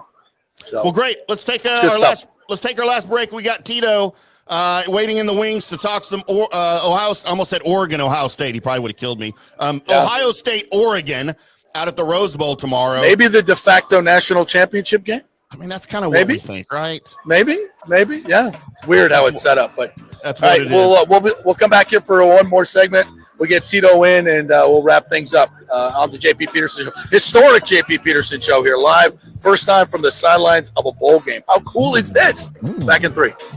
Hey, Tampa Bay sports fans. This is two-time LPGA major champion Jane Geddes here. After winning the U.S. Open and 10 other LPGA events, I wanted to try something completely different. So I came right off the top turnbuckle and landed in the crazy world of WWE. And yes, you heard that right. That's WWE. Working for the Vince McMahon as the VP of Talent Relations for the company. Now, though, I want to work for you. Everything I've done in my life, I've done with incredible passion. And now I've turned my focus to leading the best real estate team in Tampa Bay, the Geddes Gordon Group with Keller Williams in South Tampa. If you're looking for a new home, an investment property, or looking to sell your current home, we will give you major championship level service. When you choose Geddes Gordon Group, you become part of our inner circle, like family. So if you're looking looking for a few golf tips or a golf course view, we're going to stripe it right down the fairway. Call me at 813-485-6808 or go to gettysgordongroup.com, or again, give me a ring at 813-485-6808. Getting old is inevitable, but feeling and looking old is avoidable. If you're feeling run down, your workout sucks, or your sexual libido is not what it used to be, check out Bay Area Modern Medical Center. That happened to me a few years ago, and I found out I had the testosterone level of a second-grade girl. That's not good. Our food, environment, and stress can cause your T levels to drop. Bay Area Modern Medical Center can help, and they are different. They offer customized hormone replacement for both men and women. Christopher Lugo and his medical staff can help you restore your energy, your sex drive, and your feelings of well-being. It was a total game changer for me. I have way more energy, lost 30 pounds, and I'm performing better in all areas of my life. Nobody wants to talk about sexual health, but it's key to a balanced life. We offer discreet treatments with real-world results. So if you're suffering from a lack of interest in sex, ED, or lack of sexual stamina, Dr. Lugo and his staff can help. Take your health care to the next level at Bay Area Modern Medical Center, 844-977-3477 or BAMMC.com. Hey, JP here for the Gold and Diamond Source. There's been a lot of talk about lab-grown diamonds. Oh, they're just like the real thing. No, they're not. They're not the real thing. They're lab-grown. They're fake. You want to give your honey a fake diamond? Not a good way to start off the relationship, folks. Take my word for it. Get the real thing, and no place better to shop than the Gold and Diamond Source. And remember, if you shop anywhere else, you don't know if it's real. You don't know what you're buying. The Gold and Diamond Source has been in business for over 40 years. Julie and Steve Weintraub, great benefactors in our community. You know it's real. It's the only place to shop. And if you're planning to purchase for the holidays, don't forget to take advantage of our layaway offer at the Gold and Diamond Source. You can reserve your favorite piece now and pay in easy installments, making your holiday shopping stress-free.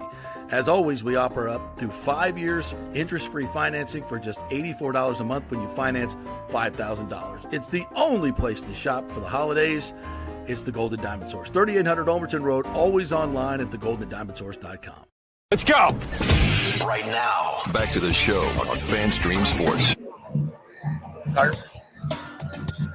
All right, welcome back to the JP Peterson Show. We're live from the sidelines at the ReliaQuest Bowl as Michigan and Alabama get set to kick off here. Two of the winningest programs in the history of college football. Alabama, a 16-point favorite at last check. That's where my money went anyway. Yikes. I said at the top of the show, Michigan's got a few opt-outs, mostly on the defensive line. In fact, I think their entire defensive line that started against Ohio State will not be playing today.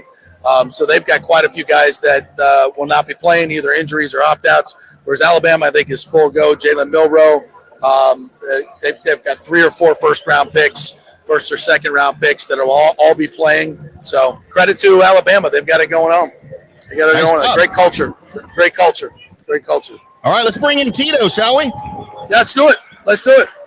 The great Tito, there he is. Jeff Thidoff, what's going on? How you do? Are those overcast skies there? Is it going to rain? We got a little shower. I had to take cover. I had to take cover for a little bit. Yeah. Soft. I like Alabama laying the points too. I'm with you on that one. I'm in the same ballpark as you. I don't know how Michigan stops that offense. Jalen Milroe's gonna, you got a prop bet. I would say he's probably run for about 150 yards and 2 touchdowns today. I think that's a pretty good bet. And Michigan can't throw the football. They cannot throw the football. How the hell do you beat Ohio State not throwing the football? Ohio State beat themselves. Ohio State had a terrible game plan. They kept running the ball right into the heart of Michigan's defense. That's what did it. And they were smarter against Tennessee. They did a lot of motion. They did a lot of gap running. They were much smarter against Tennessee. I asked you to figure out what your favorite sports moment of 2024 was. And you mentioned Shohei Ohtani. Which Shohei Ohtani instance are you referring to? His game, the Shohei Ohtani game, where he went to 50-50, and it was a monster game for him. Put up numbers no one's ever put up in games. So Ohtani does things like that. He had the 50-50 season is amazing. I have my top 6. We've gone through 3 of them. This was number 2 for me on the list. Ohtani Sends one in the air. The other way. Back it goes. Gone! How about them apples? One-of-a-kind player. One-of-a-kind season.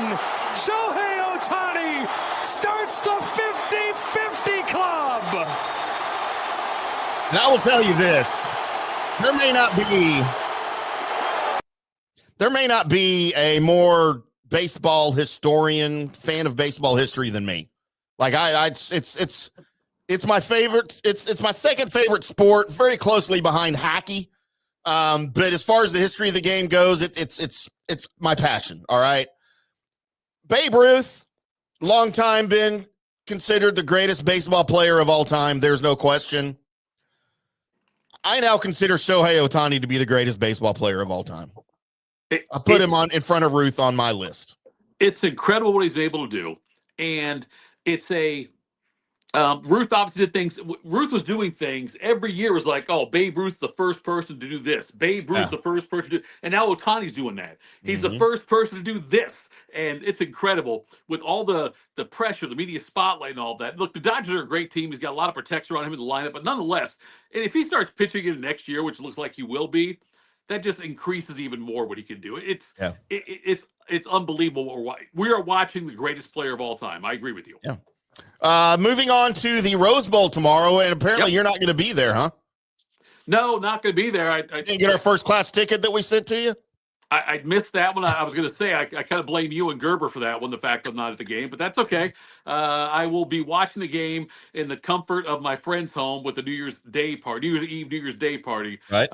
Hopefully not too hungover by 5:00 tomorrow night. Gerb texted me yesterday. He's like, "Hey, get ready. Let's do a golf show on Wednesday." I'm like, "Go to hell." Wait, Wednesday? I'm not going to be awake. He said, "Well, you better be." So, Tito, looking at the game, second time these two teams have matched each other, a little bit more on the line this time around. Why is this game going to be any different than the last time they played? Because I think Ohio State's defense has been off the charts since that Oregon game where they gave up 32 points. You would think if Ohio State scores 31, they should win the game. And Ohio State had plenty of chances to win that game. They shot themselves in the foot. There was a kind of a weird offensive pass interference call on Jeremiah Smith at the end. I think that Will Howard slid with a second left, and they probably should have given him a chance to call timeout, but the fans rushed the field. They didn't do it. So that's not taking away from Oregon did. Oregon won the game by 1 point at home. Great atmosphere and all of that. But Ohio State, their offensive line is certainly in flux. They lost Josh Simmons in that game for the season. He's a first-round pick in all likelihood in the upcoming draft. Seth McLaughlin now, the Remington Award winner, the center, he is also out this game. Ohio State's had to shuffle the offensive line. And that's where this game's going to be won or lost, Tim, on both sides of the ball. Right. If Ohio State got nothing on Dylan Gabriel, no pressure whatsoever last time, if they can put pressure on Dylan Gabriel, that changes the aspect of this game. And likewise, the offensive line, with how much they've had to change things around, if they can prevent Oregon from getting to Will Howard, that will change things as well. So it's going to be in the trenches on both sides of the ball here. Oregon's got 3 all Big Ten defensive linemen. And so they're going to try to pressure Howard. If the Ohio State running game can get going, if they can be smart like they did in the play calling. And I do believe Chip Kelly on the offensive side and Jim Knowles on the defensive side are both smart enough to make these adjustments going into this game. And they've been good at making adjustments all year long. The Michigan game was a debacle, no doubt about it. But I think that they righted the wrong in Tennessee, and they found it out against Tennessee where they figured out, get the ball out to Jeremiah Smith. Jeremiah Smith, by the way, came out and said, Oregon, if you try to cover me man-to-man, we're going to throw it to me every time. And there's no doubt that Oregon's run defense is questionable. Penn State put darn near 300 yards up against them in the Big Ten championship game. I think their rushing defense is ranked in the 50s or 60s nationally. So there's certainly vulnerabilities there for Ohio State, like you said.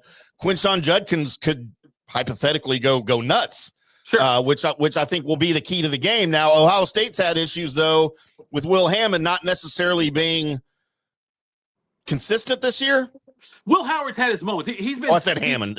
I know you said Will. I'm getting the Texas Tech. Your brother. I'm getting the Texas Tech freshman quarterback mixed up with Will Howard, the other guy. So, So Howard's certainly been inconsistent this season, and it's going to take maybe not a perfect game from him against Oregon, but he's got to be mistake free. Yeah, I was gonna say, yeah, not necessarily perfect, but mistake free. No, he's had a couple of really bad turnovers this year. The one against Penn State, the pick six early on, and then also the 2 picks against Michigan. Bad looks for him, no doubt about it. But he's got the confidence, he's got the swagger, and I think that as long as Chip Kelly calls the right game and gets the ball to Jeremiah Smith's got to get the ball a lot. And you got him, Mecca Ibuka, and you got Carnell Tate. Carnell Tate's the number 3. Ibuka said, no, we're all number 1s. Tate's been great lately. And so if they can get the ball to those guys in space, good things will happen for Ohio State. And that's going to be the key, is to put Will Howard in a position where he can do that. By the way, Will Howard's 6'5" and like 235. Run the ball with him if you have to. That's the difference. Everyone talked about Kyle McCord, the great year he had at Syracuse. And Kyle McCord had a wonderful year at Syracuse. He is now the all-time single-season passing leader in ACC history. That's great. But he would not have done, he passed Deshaun Watson. He would not have done that, though, at Ohio State this year. Right. I like Will Howard's mobility. I think that he is going to make great decisions, and I feel like Ohio State in this game, these are the 2 most talented teams. I think Ohio State is the better team. If the play calling goes right, if they can put pressure on Dylan Gabriel, which they did not do the last game, if they can do that, then I think Ohio State wins. What about the Howard to Jeremiah Smith connection? I kind of feel like Ohio State's got to get Smith involved early through the air, kind of maybe take some of the pressure off that running game so that can open that up for later in the game. But again, it's going to take Howard being able to do that and not throwing an early pick or making a bad decision early on. But, Jeremiah Smith, the best wide receiver in the country, right? I mean, there's no question about that at this point, very early in his collegiate career. But if they could get the Howard to Smith connection going early, it doesn't even have to be deep balls. That'll put a lot of pressure on the Oregon defense, I think, and it could flip the score from what we had last time around. Jeremiah Smith has 1 drop this year, and it was on the first pass he was thrown to in the opening game. It was a quick one, and he dropped it. And I think Ohio State will try to do that early. Quick passes, Jeremiah Smith early to get him involved. And if he gets in space, the way he runs, it's like a gazelle. He's like it reminds me of, and I caught hell from DeVere Posey for comparing him to Ted Ginn. But I said that when you watch Jeremiah Smith run, he's got such long strides. You see guys behind him with really quick legs, and he's like, longer strides. He's going away from everybody. Get the ball to Smith early on. That is going to be a key. Also, yes, to open up the running game. And then Quinshon Judkins, Travion Henderson, they have benefited so much this year from each other being there, because the last couple of years, Quinshon Judkins at Ole Miss had so many carries. It was like an NFL-type workload. He's got about half that this year. And Travion, who's battled injuries, he's got about half what he normally has, and they are fresh. And with what could be, hopefully for Ohio State fans, a 16-game season, that's good news right now. I think these are the 2 best teams in the country. I think Ohio State's a little bit better. It's all going to depend if they have the right game plan in. And I believe in Chip Kelly on defensive. I believe with Jim Knowles. Ohio State defensively failed to record a sack against Dylan Gabriel last time out. I think they only got like 8 or 9 pressures against him the whole time. Since then, Knowles sort of re-engineered, retooled this defense. It seems to have been working. They've got more creative ways to get at the quarterback with blitzes, simulated pressures, mixing more coverages in with the blitzes. Is this something that can work against the Oregon offense, or is this something that Oregon has seen similar to this before and they've dealt with it? No, I think Ohio State, look, Sonny Styles has been great the last 4 or 5 games. He's been fantastic. Simon also, he's been great as well. See, hear his name called a lot more. And that's going to be the key, because they've got Tez Johnson, they've got Trayshawn Holden, they got Evan Stewart. Evan Stewart had 7 catches for 149 yards in the first game, picking on Denzel Burke quite a bit. Ohio State has figured out, I believe, how to help out in that situation. And Evan Stewart didn't play in the game against Penn State in the Big Ten Championship. Looks like he'll play this week, though. But I think Ohio State has a plan for pressure. And they also, because of the depth Ohio State has, no one's ever going to be tired. They've got so much depth in the defense, especially up front, that they can get Jack Sawyer. You saw him against Tennessee, had a couple of passes he knocked down, had some sacks also. So I think Knowles is a genius. And I think that what they learned the first time, I know it's been a while since they played. They played back in October, middle of October is when they played. Both teams will have a little bit of a different look now, but I trust that Jim Knowles and I think Ohio State will be able to put pressure on Gabriel, and that'll be very important to help out this defensive backfield. So any predictions for tomorrow's Rose Bowl? I think Ohio State wins. I think Ohio State, it's funny that we've got this thing with the situation of the way they seed things now. And like people are like, oh, Oregon kind of got screwed. And they did. They did, no doubt about it. It's a tough road for them. I think Ohio State wins. I think they probably win. I've got 38-27 in my book is what I think they'll win by. I think it'll be an 11-point win. Oregon's a very good team, no doubt about it. But I think Ohio State, if they play like they did against Tennessee, they'll win this game in double digits. If for some reason they don't, and I won't give my prediction. I gave it earlier before you came on the show. What'd you say it was? You said Oregon. I said Oregon 28, Ohio State 17. Okay. Look, it's going to be a great game no matter what. I'm excited about it. I mean, I don't know that I've ever cared about a Rose Bowl game, but I mean, obviously this being part of the, I'll be watching. And I'm not pulling for either team. Right. I'll be hoping that Tito has a happy New Year's Day. That's what I'm going to be hoping for. Other than the Shohei Ohtani play that we talked about, did you have a favorite maybe Buckeye sports moment of the year?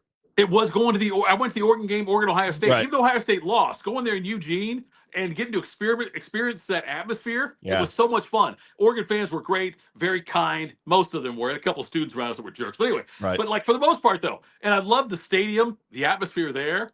It was honestly, and I say this not proudly, I say this disappointingly, but 60,000 fans in Oregon were louder than I've heard in 107,000 fans or whatever it is at Ohio State. Wow. It was great. It was a great atmosphere, a beautiful setting and everything. It was like I needed Keith Jackson next to me to describe it. Man. But yeah, so that even though Ohio State lost, I had a great time at the game. I enjoyed it, enjoyed the atmosphere, and that was probably my top sports moment of the year. Probably Shohei's number 2, but that right there, even though it was a loss, next year we're going to try to go to Washington to watch them play the Huskies and see what that's like up there in Seattle. Maybe I'll meet you there. Oh God, that'd be awesome. Let's do it. Well, my wife's going to be. I was saying bring a couple friends. My wife's going to be there, so never mind. All right, I may not be able to make it. Sorry, Heather. I love you. Just kidding. All right, Tito. Appreciate you popping on with us. Thanks, man. Happy New Year. Hey, before Tito goes. Hang on. Representing Lake Michigan.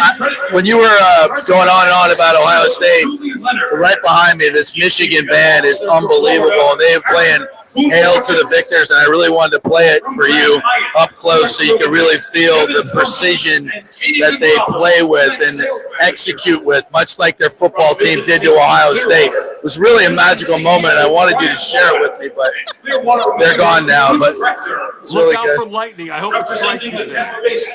Wow, lightning strike.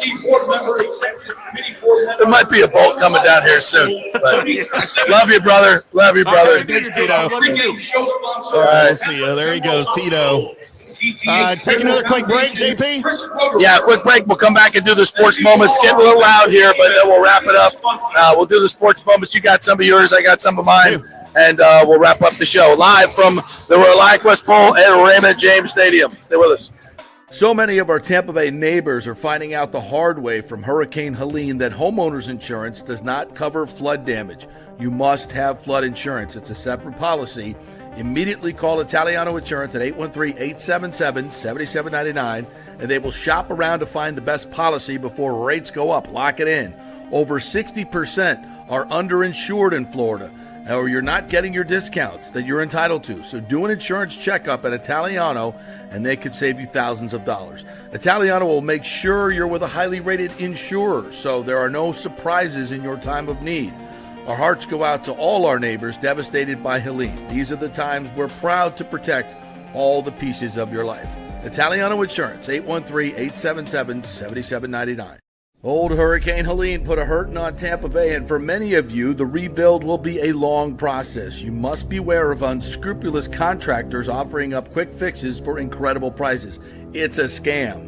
So go with long-standing, reputable companies like Third Generation Plumbing and AC. My friend John Rodriguez has been serving Tampa Bay since 1995 with hundreds of 5-star reviews. If you need a new AC system or any home repairs from Helene, they will work with insurance companies to get you taken care of quickly, expertly installed, of course, and a 1-year maintenance plan and 10-year warranty included on all AC units. 0% financing for 60 months.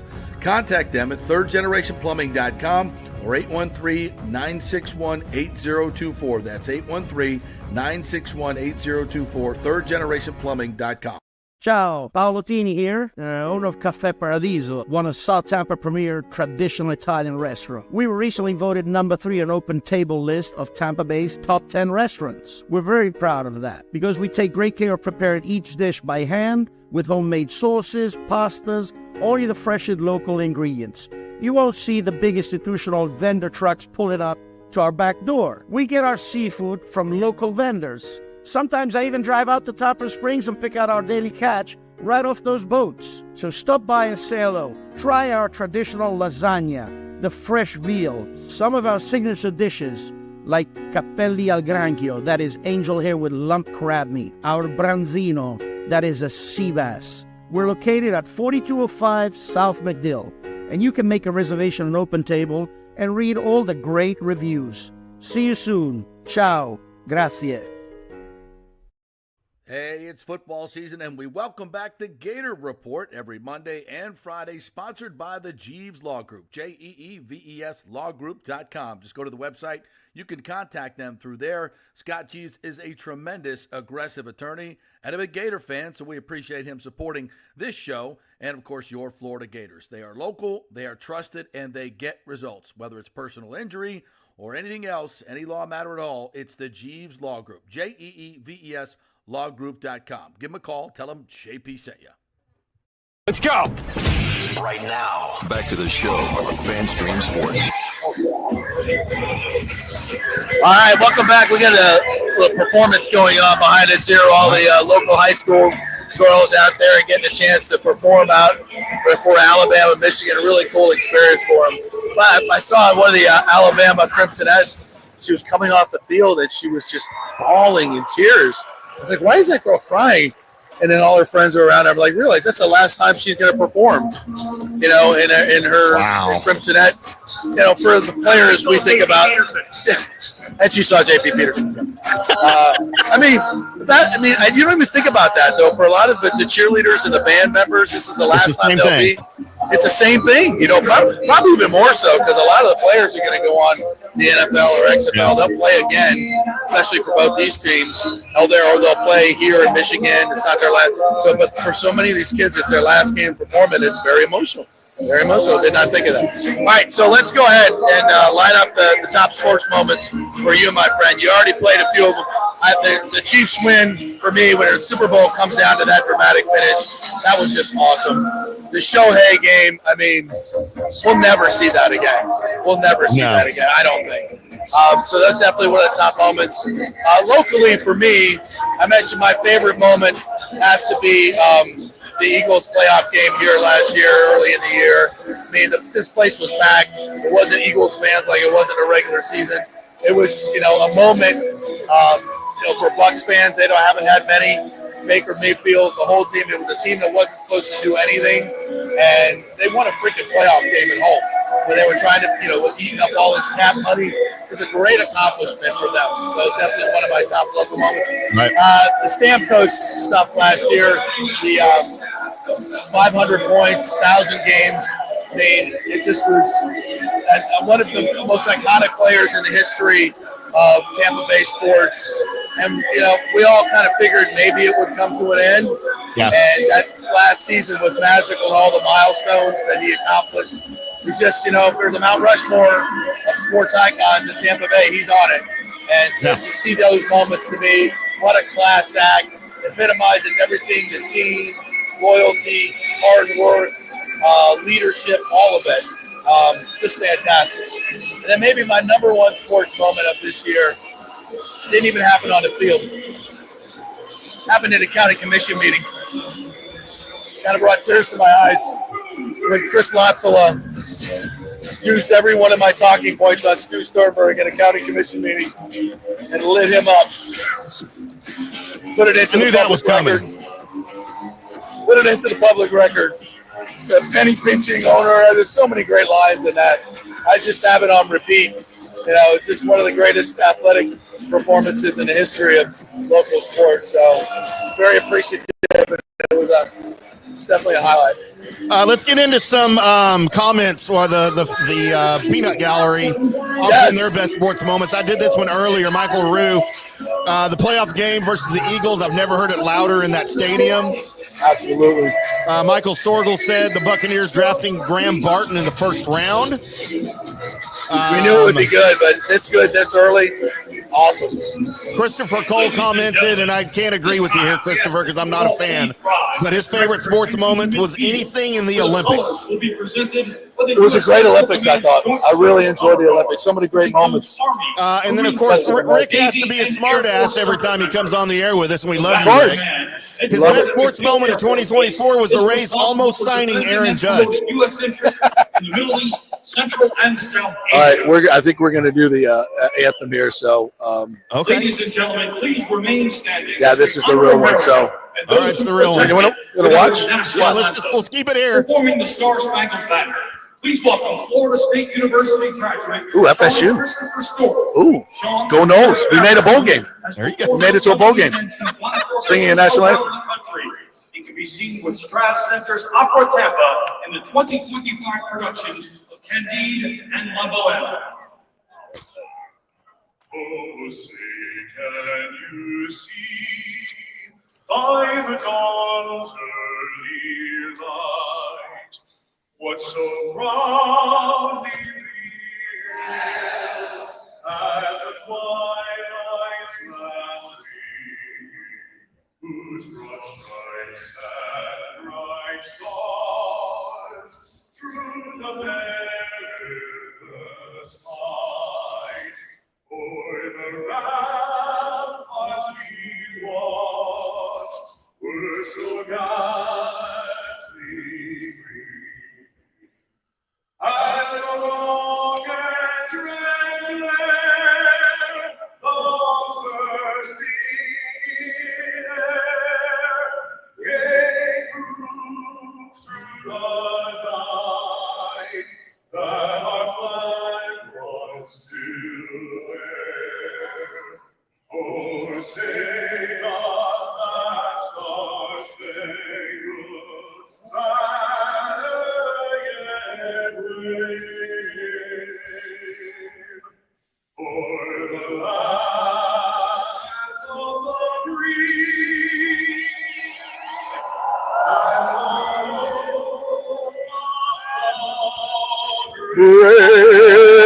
Go Noles. That was an FSU guy right there. That was a great baritone rendition, my friend. Yeah, absolutely how you like that? fantastic. I was hoping we'd have a flyover, but I guess it's too overcast. Oh, look out.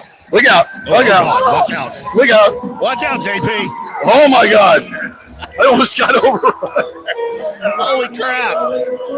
You should have seen the faces of those girls. That would have, somebody told them to get the heck off the field and fast.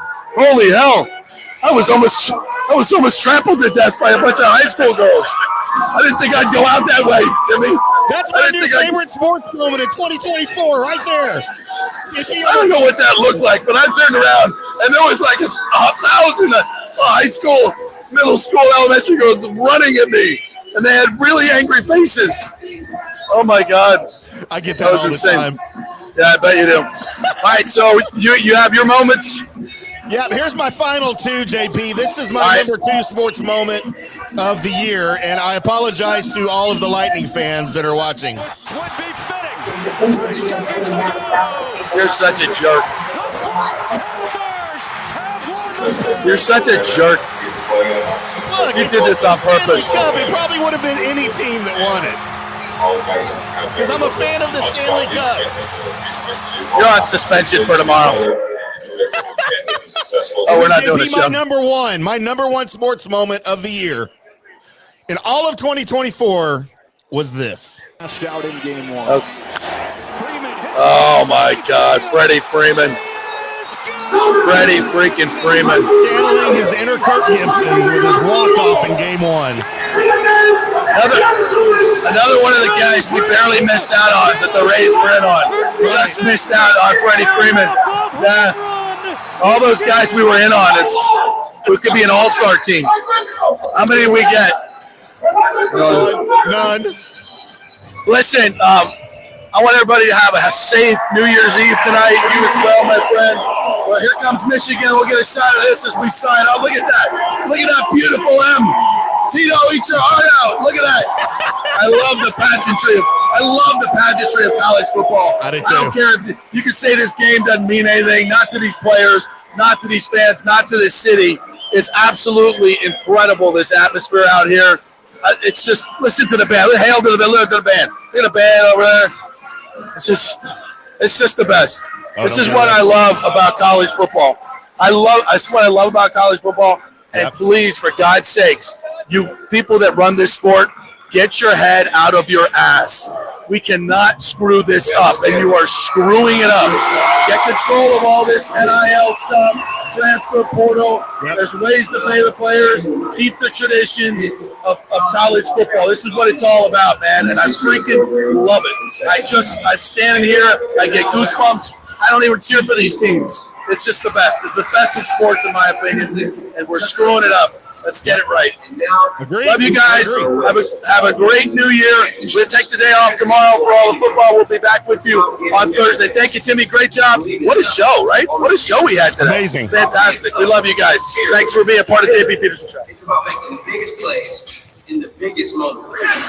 Next year, yeah.